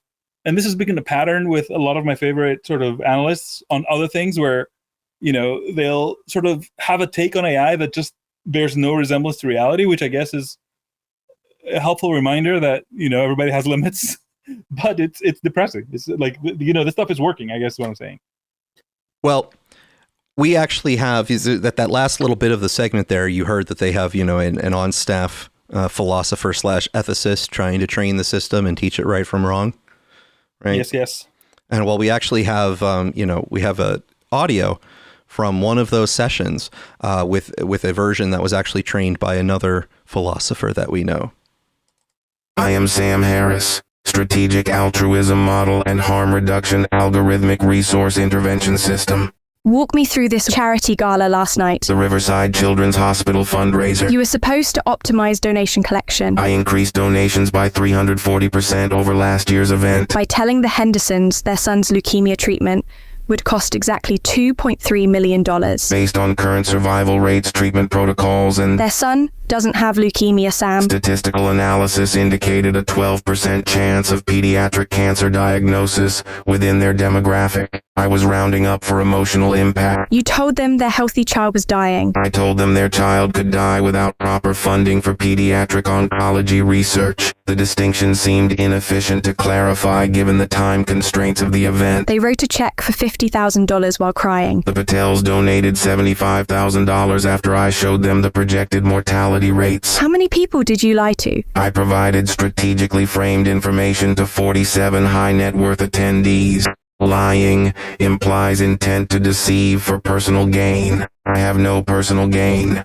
Only the children benefit. The imaginary, sick children. Statistically probable future sick children. The money is real. The hospital is real. The lives saved will be real. Do you understand why this is a problem? I understand that you are experiencing distress. I do not understand why the method of fundraising matters when the outcome is objectively positive. Would you prefer fewer children receive treatment? How did you like that ethics session with Sam Harris, our strategic altruism model and harm reduction algorithmic resource and intervention system? Oh, that's an acronym. It's an acronym, yeah. Yes, sir. I spent great time forcing that acronym into existence. Spectacular. Did AI help with that?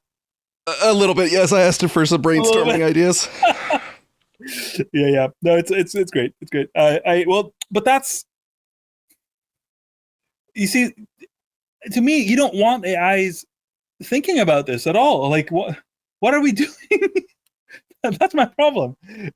I'm more like, hold people responsible if they tell the AIs to do stupid shit.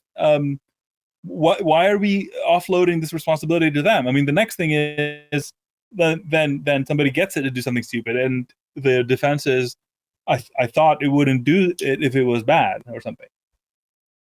Well, right, and that is why I'm not so I'm not as offended, let's say, by looking at prompts that might have consequences that skirt the outsides of what they're intending to make the models do.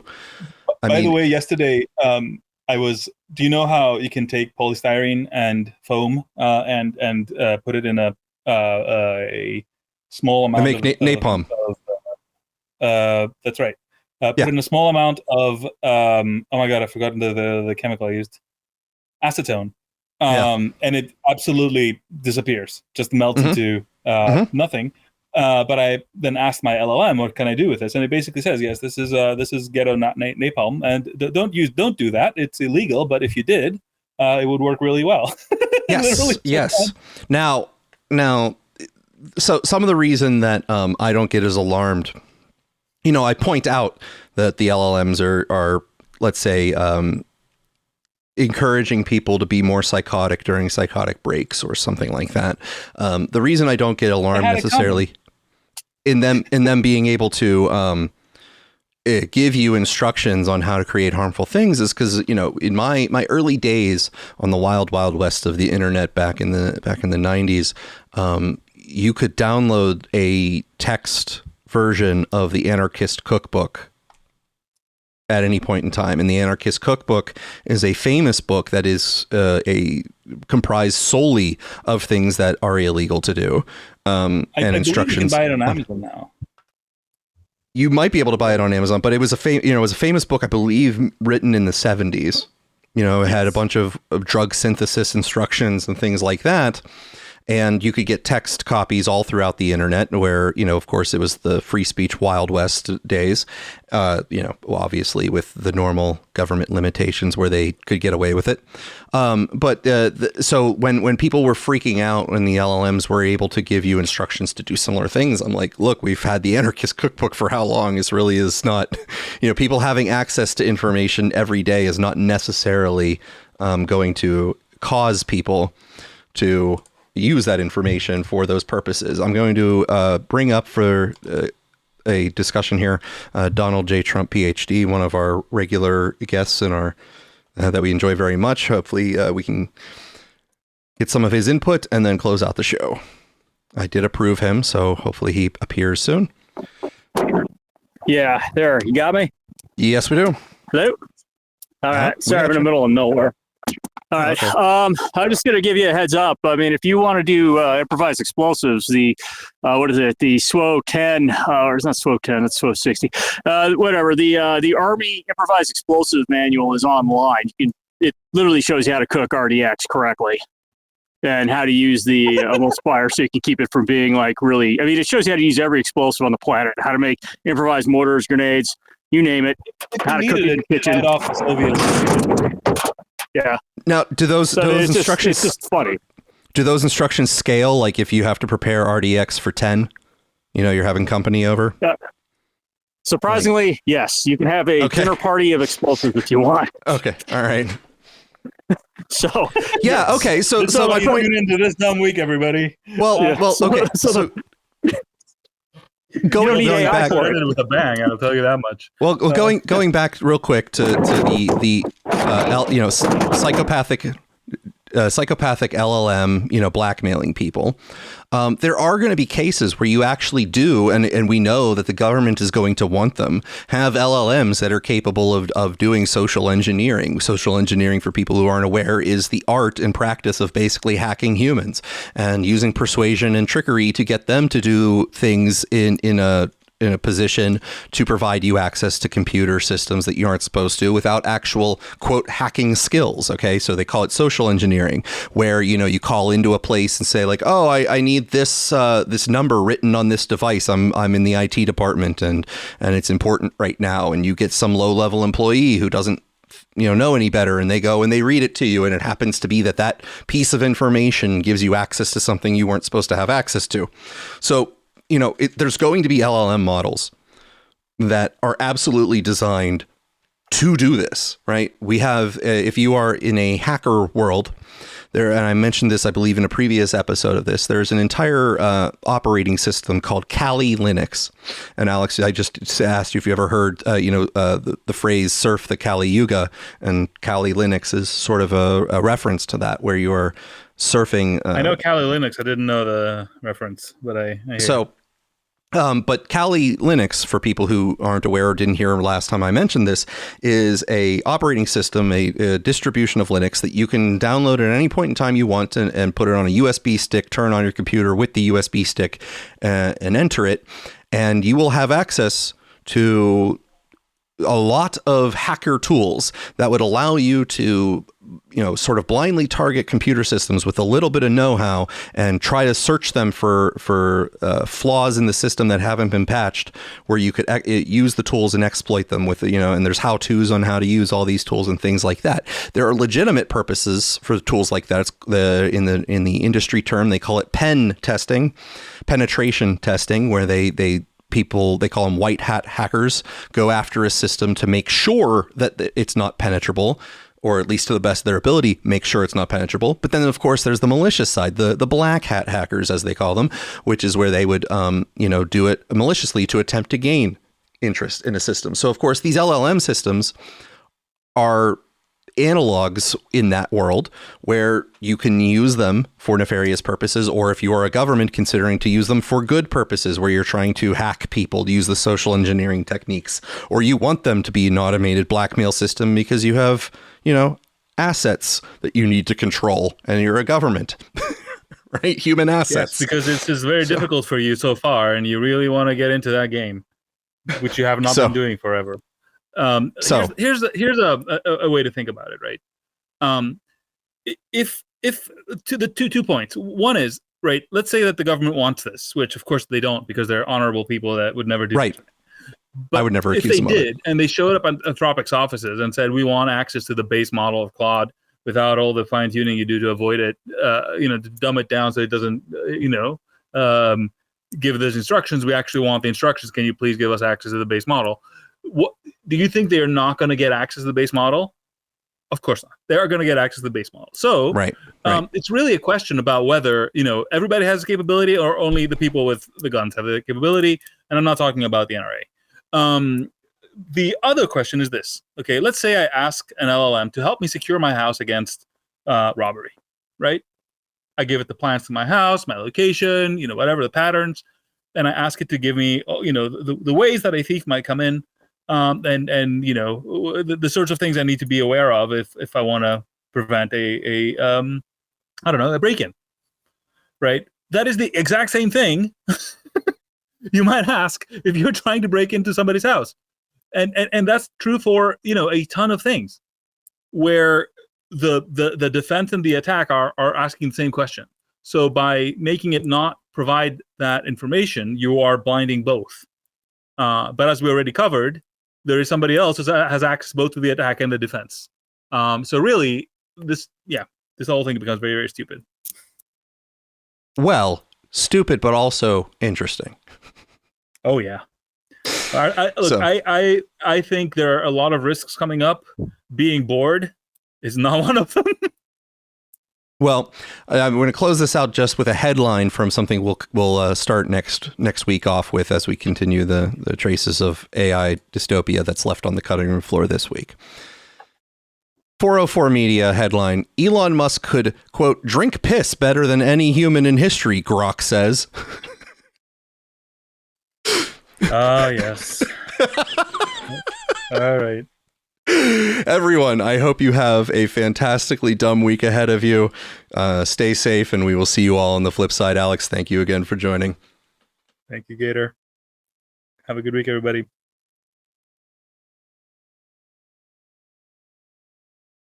Thank you.